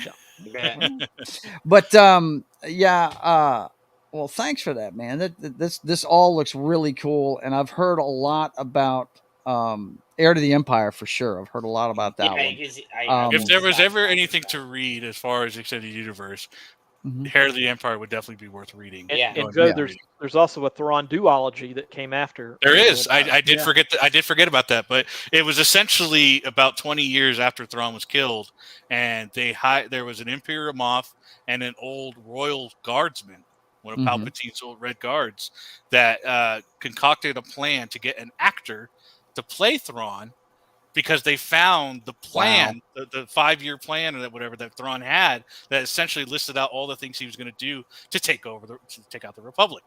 Wow! And they basically made a play in those 2 books to, they even had it where Lando was in the Millennium Falcon, and the actor that played Thrawn walked onto the freaking Millennium Falcon, and so because they were trying to, say that Thrawn was back somehow, right? And this actor was such a good actor, but because they did like the full, they changed his face and everything. Sure, he did the manner, but he was just some 2-bit thief. But he was a great actor. But he was a great. So actor. he's basically Ant-Man in the MCU. Yeah, got it. At least 11 Thrawn books by Timothy Zahn. In other words, the checks keep clearing. So these are all the Thrawn books. That is Timothy. From what I understand, this is the most popular dark side, or I'd say Imperial, whatever you want to call it, bad guy character since the movies, or actually during the movie makings and everything. The extended universe, all I hear about is this blue admiral named Thrawn. That's all I hear about from guys that read this stuff. Yeah, and, he can look at the art of a society and immediately find weaknesses in their defense. Right? Yeah, I've heard you guys gush about this guy forever. And that 70s rock fan, let me acknowledge this because I love it. Thrawn to be wild, yeah, man, that's cool, dude. He's got to put his 70s rock fan part to it. But I look forward to actually seeing this guy on screen. I'm sure if I watch the animated stuff, he's in there a lot, right? He is. He's in and the Rebels. Rebels. He's in the Rebels. Okay. Yep. All right. So I'll definitely have to check that out. Okay. John is going to fill us in on how these books fall chronologically real quick. So see if you can blow that up just a little bit, brother. The folks at home might. Now you'll notice at the top, Joe, they went by era. Yeah. The old Republic era is the basically just the 3,000 years before and beyond. Gotcha. Before. Gotcha. Okay. So this 25,000 years before. Yeah. Yes, it's the dawn of the Jedi. It's when they were actually. See, she doesn't even have a lightsaber. It's just a sword. Mm-hmm. I'm wondering. I wonder if they're going to use any of this when they make. Who is it? Is James it Filoni? It's James Mangold that's making that one. Oh, that asshole! The Dawn of the Jedi. You mean the asshole that helped destroy Indy? It'll be called. They'll call it the Dial of the Jedi. The Dial of the Jedi. Okay. Yep. But anyway, what's next? Revan. Okay. Revan. So that book comes after the video games. Yeah. Okay. They jump. This is the oldest book in age, not chronologically, but not in publishing order, but the oldest story chronologically. Yeah. Yeah. Mm-hmm. We got it. Yeah. I thought that was the whole point of this. This is the chronological order. Yeah. Right? Yeah, it is. Yeah. And So we got Revan. the Old Republic, which takes place Now, after if you want to stop right there, John. Stop right there. The Old Because we got a Republic visual deceived. for this. Yes. There you go, Joe. Yeah. We do You have got a it. visual for this. It's something that I hate the fact that I'm never going to get to play this game because they don't have it on console, man. It Yeah. just What drives game? me up the You'll wall. see. Republic?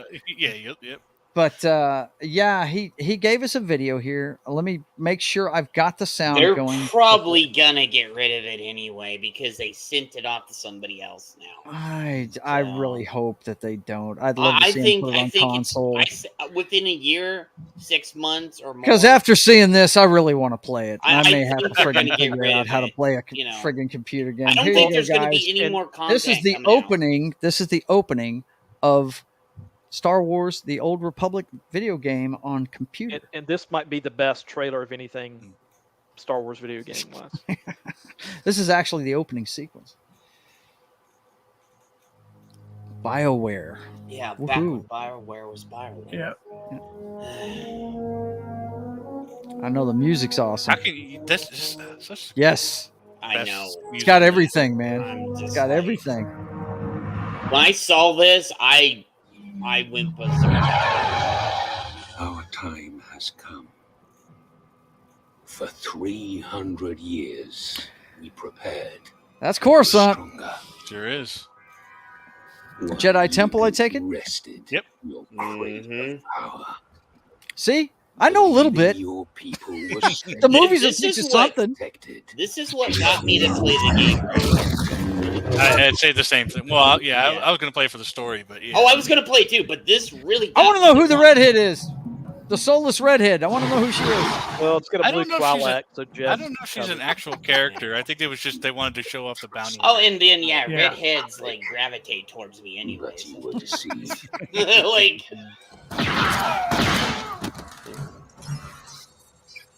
As our powers of the dark side have blinded you. Dude. Get out of the way when it's coming at you.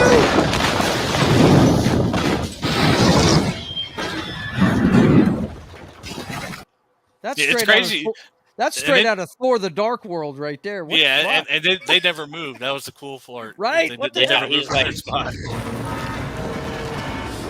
You assumed no force could challenge you. I thought this was Darth without the helmet. and you hear what they Whoa, in the that's a whole background? lot of red Yeah, glow stick I was there, like- baby. Oh, let's go! Wow.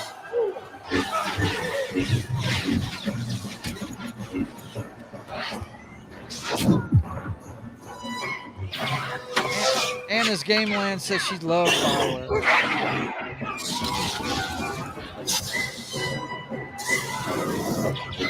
Wow. Look like Boba Fett for a second. See, he looks a lot like Darth without the helmet. Oh, You know fuck what I mean? off, Duke. I'm just saying. He does. He looks a lot like He said those sabers look kind of orange. Let's, okay, I got Such it. a I got it. fucking Yeah. Okay.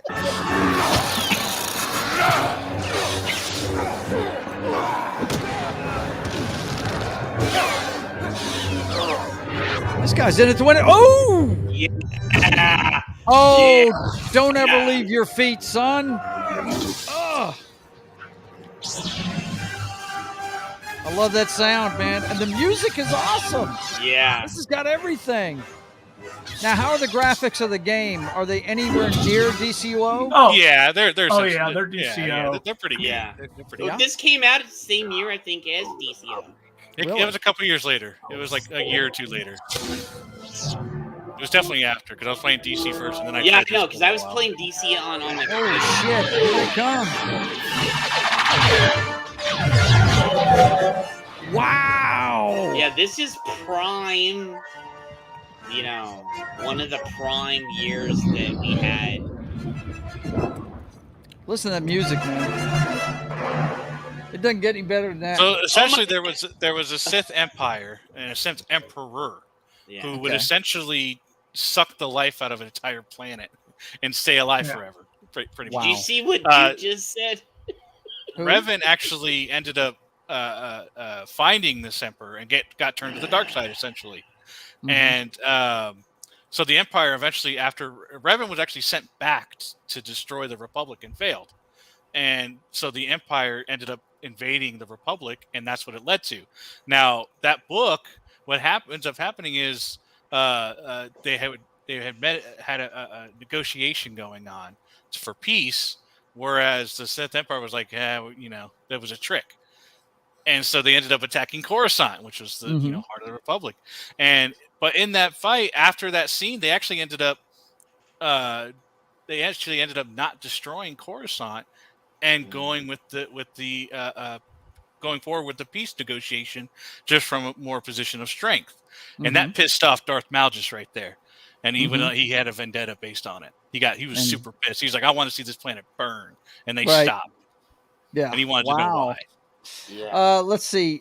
Duke says, sorry, maybe my vision is blurring. I'm watching the latest Secret Invasion, and I think my brain is dripping out of my ear. Yeah, I haven't watched past the first episode. Yeah, I have his statue. He must be talking about Revan. Pretty cool.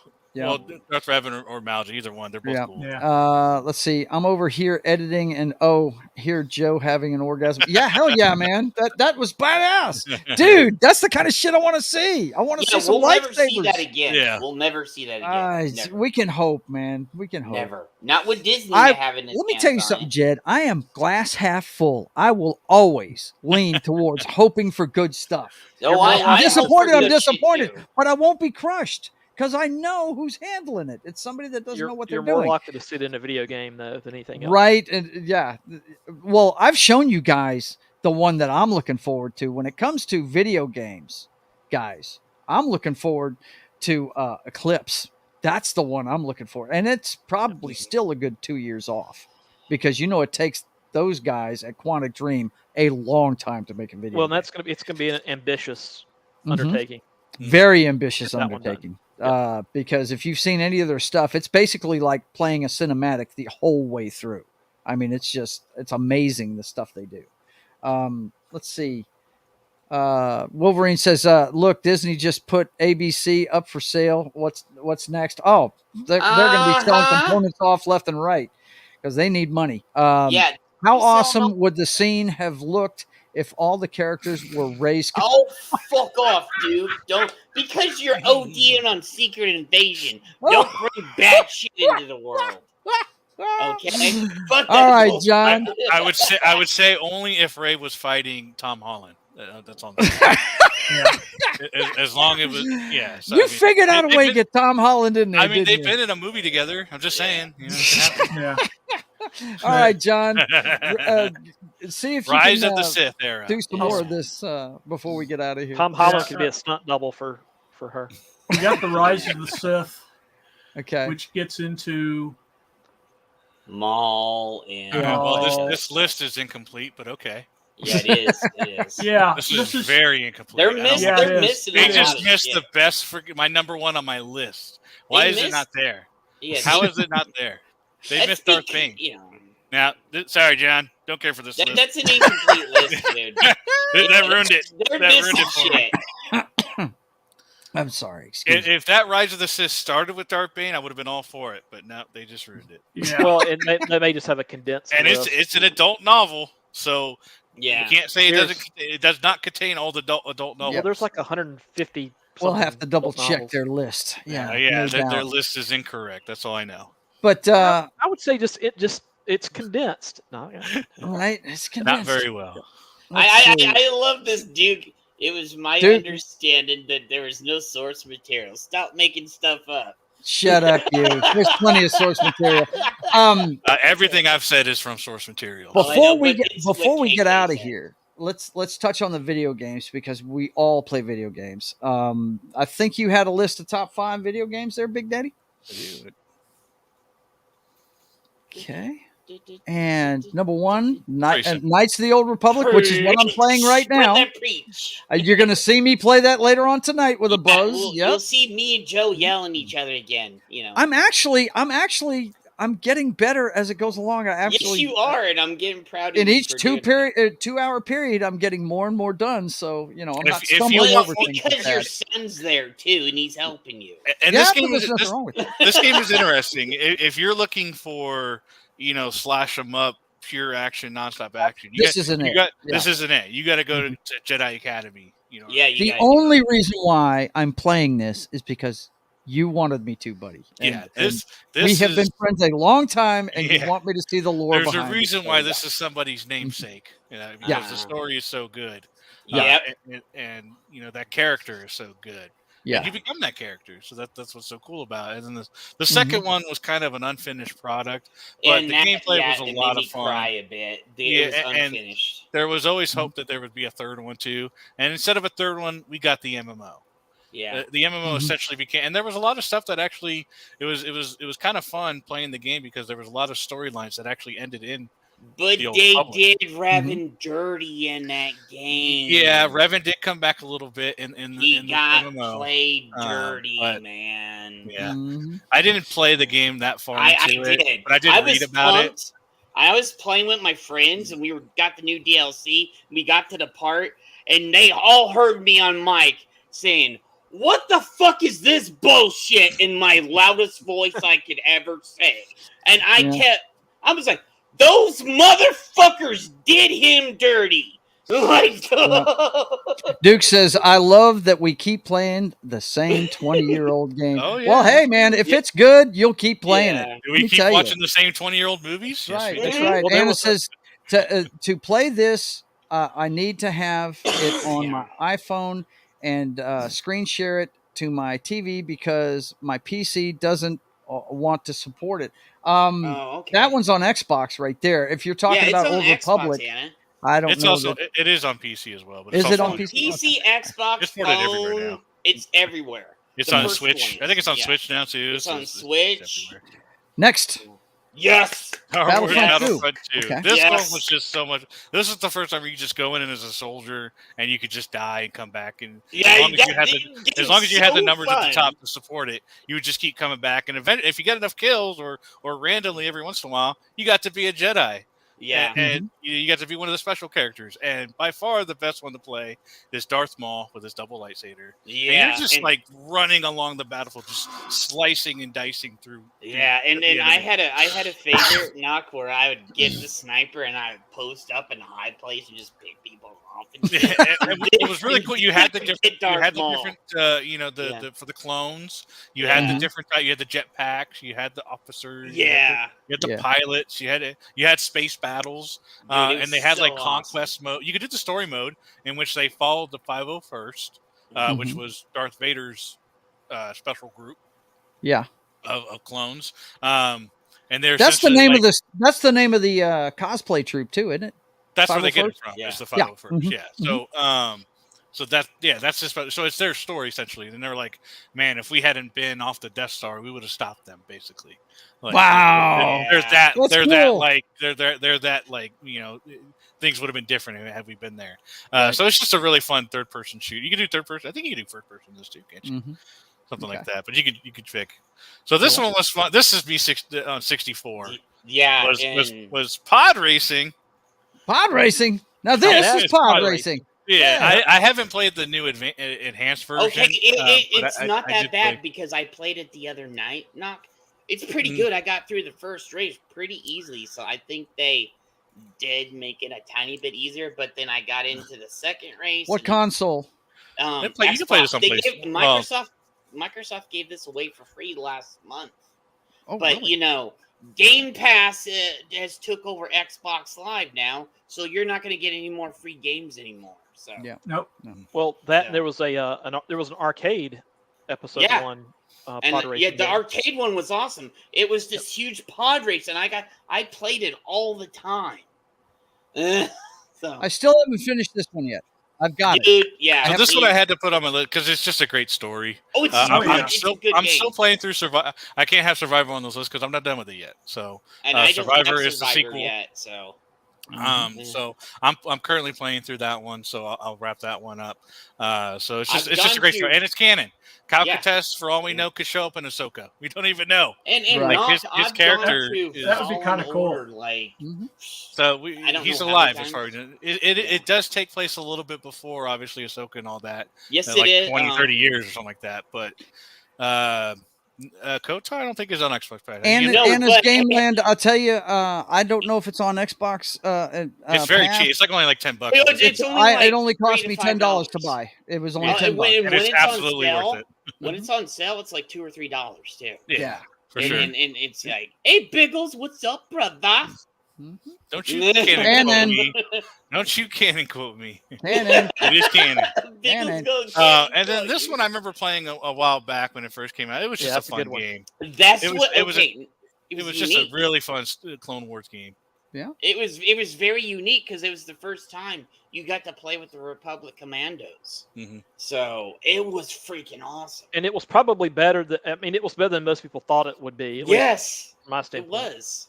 Mm-hmm. I have that through my three. I have all these still on disc.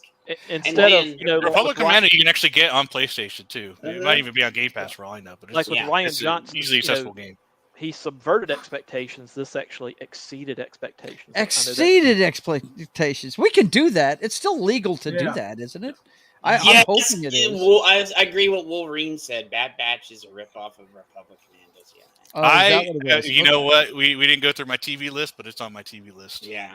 Well, look, this is a conversation that's way too big for 2 hours, but you know we got to wrap it sometime. But I would say I got one more question. I got one more question before we get out of here on the video game front, though. What would you say is the best gameplay for the flying of like Millennium Falcon, X-Wings, TIE Fighters, stuff like that? That'd be on 64. That'd be on the 64. I don't know. That's why I'm asking because I like flying stuff a lot. Well, there's also another one. But it's. I know Rogue Squadron came out pretty recently. Yeah, Rogue Squadron. I didn't really get into it. I actually don't care much for the flying. I have all these games, but the most recent one is that one where they were going to do a 3, but they didn't. But I would say 64 one, but there's no updated one of that. So Battlegrounds 2, the reboot. Battlefield. What you want is you want to go to Good Old Games and buy the original X-Wing and TIE Fighter games. Yes. For PC. Yeah. I'd probably say that. Yeah. Yeah. And they won't text that you can run them on a laptop. They don't, they're old enough that they won't tax hardware. Tax your system a lot. Yeah. Yeah. Anna's Gameland said I bought it on Steam for $10, and I can't play it on the PC because the screen is like 1/5 of what it should be. There's a way to manipulate that, but I've forgotten how. The best place to play it is on an Xbox, basically. Yeah, for sure. Yeah. And Wolverine's agreeing about the flying game on the 64. Rogue Squadron 64 was freaking awesome. I would have to relearn them, and he says, or replay them to know.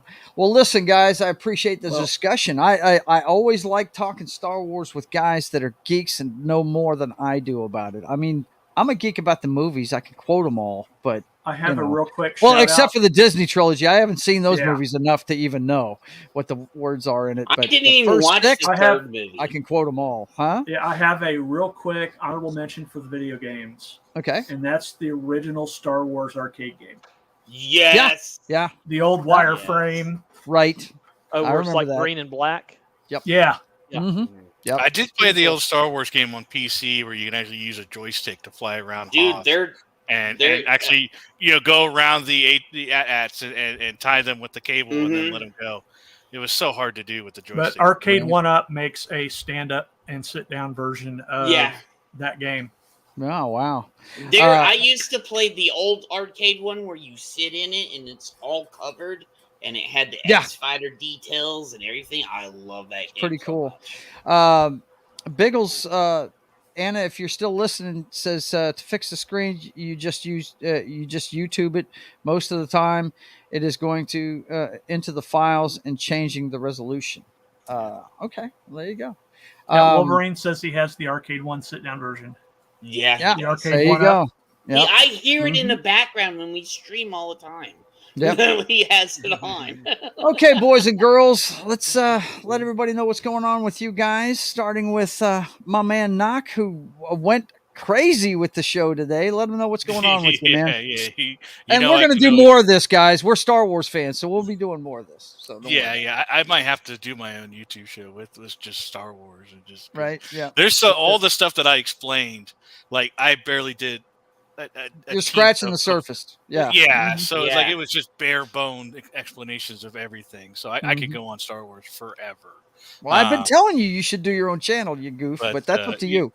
Yeah. But so yeah, because just Star Wars is just one of those things I just know. I've just read most of the books. There's about 350 books from Extended Universe out there, if not a little bit more. And I've read most of them.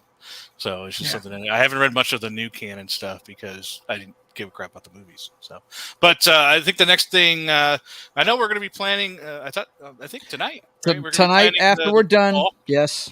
Mm-hmm. So we're going to be planning the Hall of Fame stuff. We're going to get back. This crew does the pregame party during the NFL, so we will definitely be planning that, and we're going to do a show before the game.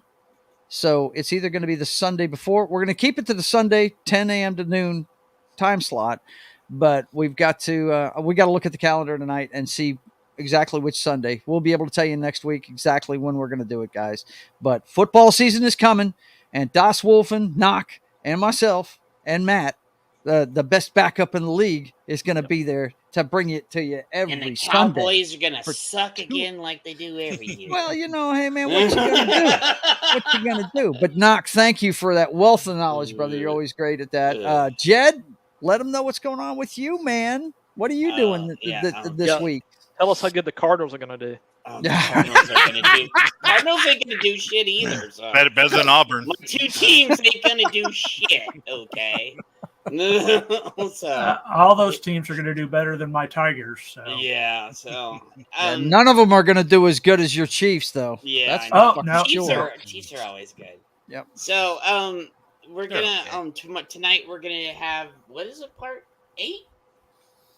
I believe it is. I'd have to check the number. I think it's part 7. Part 8 was unleashed last night. Yeah, 7 is tonight part on 7 Couture. of Knights of the Republic tonight, where me and Joe yell at each other. We swear, tell each other to go fuck themselves. You don't know what you're doing. And I think I'm gonna marathon those this weekend because I gotta just put it on 1.5 speed and just. Oh yeah, okay. Yes. The first show, Knock, just skip an hour and a half in because he didn't do shit in the first one. No, it's the second one. It's the second episode you need to skip because that night I just ran around the map over and over again. Didn't know how to move on. Yeah, that's before you figured out how to read the map. Right. Yeah. Yeah, we do that, and then was today Wednesday.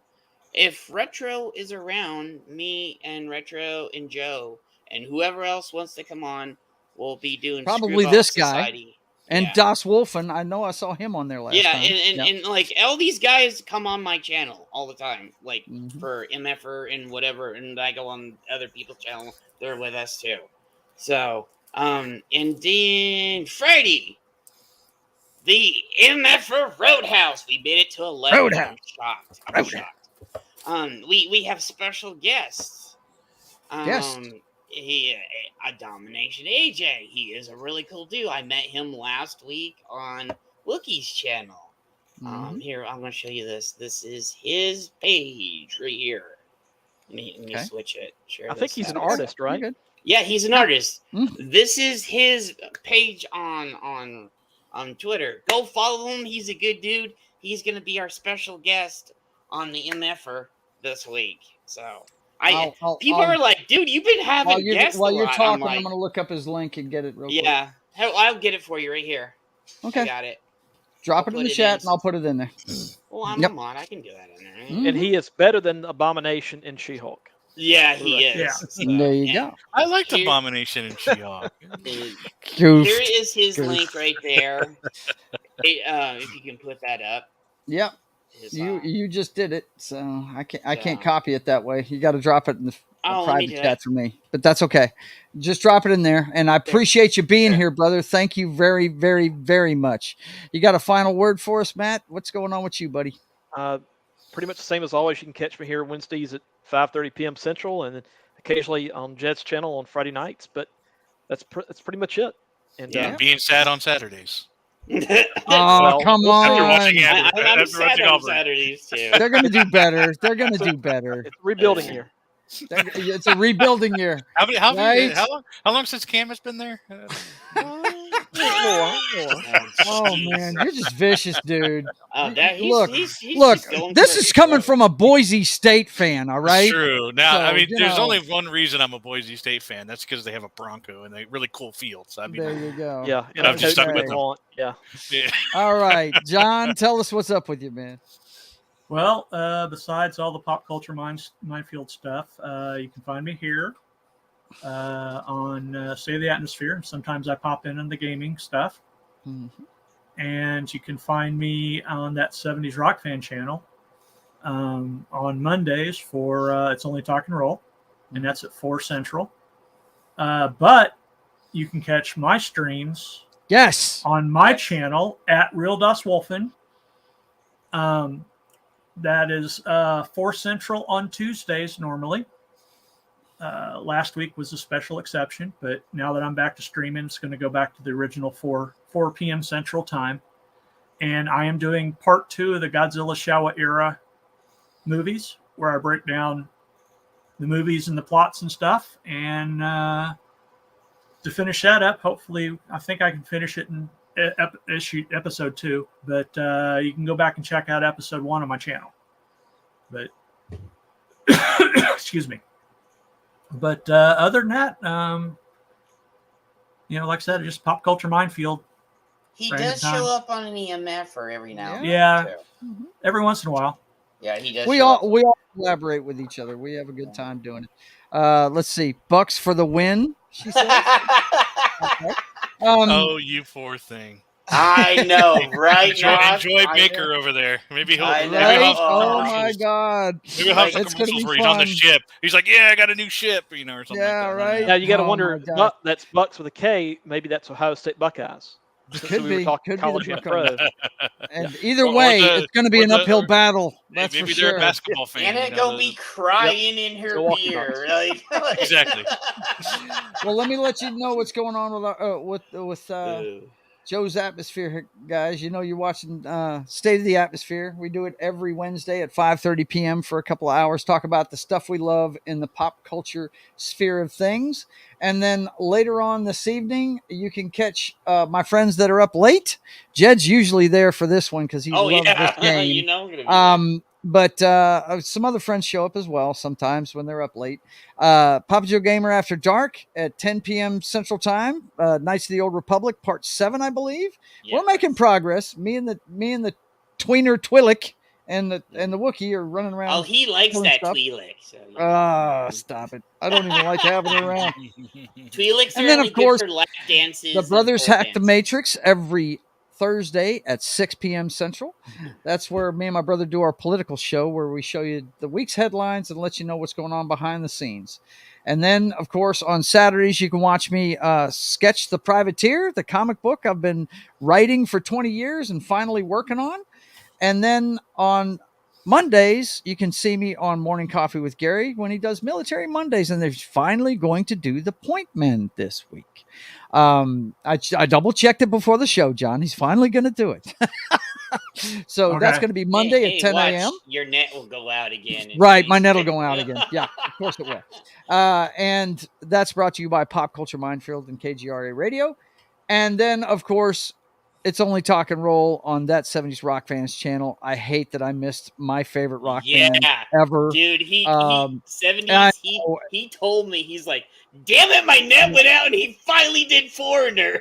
Yeah, and they did a great show. He did a great job on it. And love this band. And I'm not sure what he's doing this week. It's either a movie of a scientific type or a band or something. Sometimes it's the Rock and Roll Rowdies, the band of managers and stuff that from back in the day. But always check him out at 4 p.m. Central Time on Mondays. And then, of course, it's right back around to Tuesday where we start again with the first episode of Papa Joe Gamer during the week on Tuesdays at 10 p.m. Central. And this week I'm going to do DCWO. I haven't touched it in a few weeks. Yeah. So it's time to get back into it because I do love that game So I want to tell my panel that I appreciate you coming. I wouldn't be able to do the show without you, especially a Star Wars show, because I know like 1/10 of what you guys know about this stuff. I know the movies, but that's all I know. Well, I'm always glad to show up.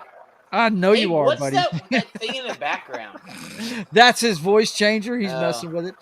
But all I know is whenever Joe missed that stream, he was hot-blooded. I was hot-blooded. I was urgent to get my damn friggin' internet power back. Damn it! You were waiting for a stream like this. I was waiting for yes. Damn it! Damn it! It was a good stream. It was fun. I'm sure it was fun. Yeah, it's Irish luck, guys. That's what it is. I keep telling my wife that Irish luck is an actual force of nature, and there's no better proof than that right there. Yeah, I got my internet back at 8:15 that night. About an hour after you went off the air. Yep. Just, ugh. By that time, you had double vision, you know. Right. No, I'm going to have double vision here in a couple of hours when I play he's like, but anyway, look, guys. I have got a steak the Royal Fox is bringing me. Let's check the chat one more time before we get out of here. I already did it on PCM. I did an entire show on the Point Man. Yeah, gotcha. And this week it's Anthony Garcia, Texas musician. Very cool, man. Very cool. Well, I will be there this week, bar a thunderstorm that knocks out my friggin' power for a week again. I just couldn't believe I couldn't be there. But I was there in spirit, buddy. I super chatted you and everything during the show. It was a good show. You did a great job, even though I had great stories to tell, man. Damn it. But anyway, look, guys, thanks for being here. And Knock, Jed, Das Wolfen, Matt from Small Time Republic. I couldn't do it without you, and I appreciate you greatly. Thanks for coming. And for the rest of you, thanks for coming by. Give me a follow on Rumble if you're over there. Give me a subscribe over here on YouTube. Follow me on Twitter if you're watching over there. And until I see you guys again, I want you to keep on keeping on. God bless.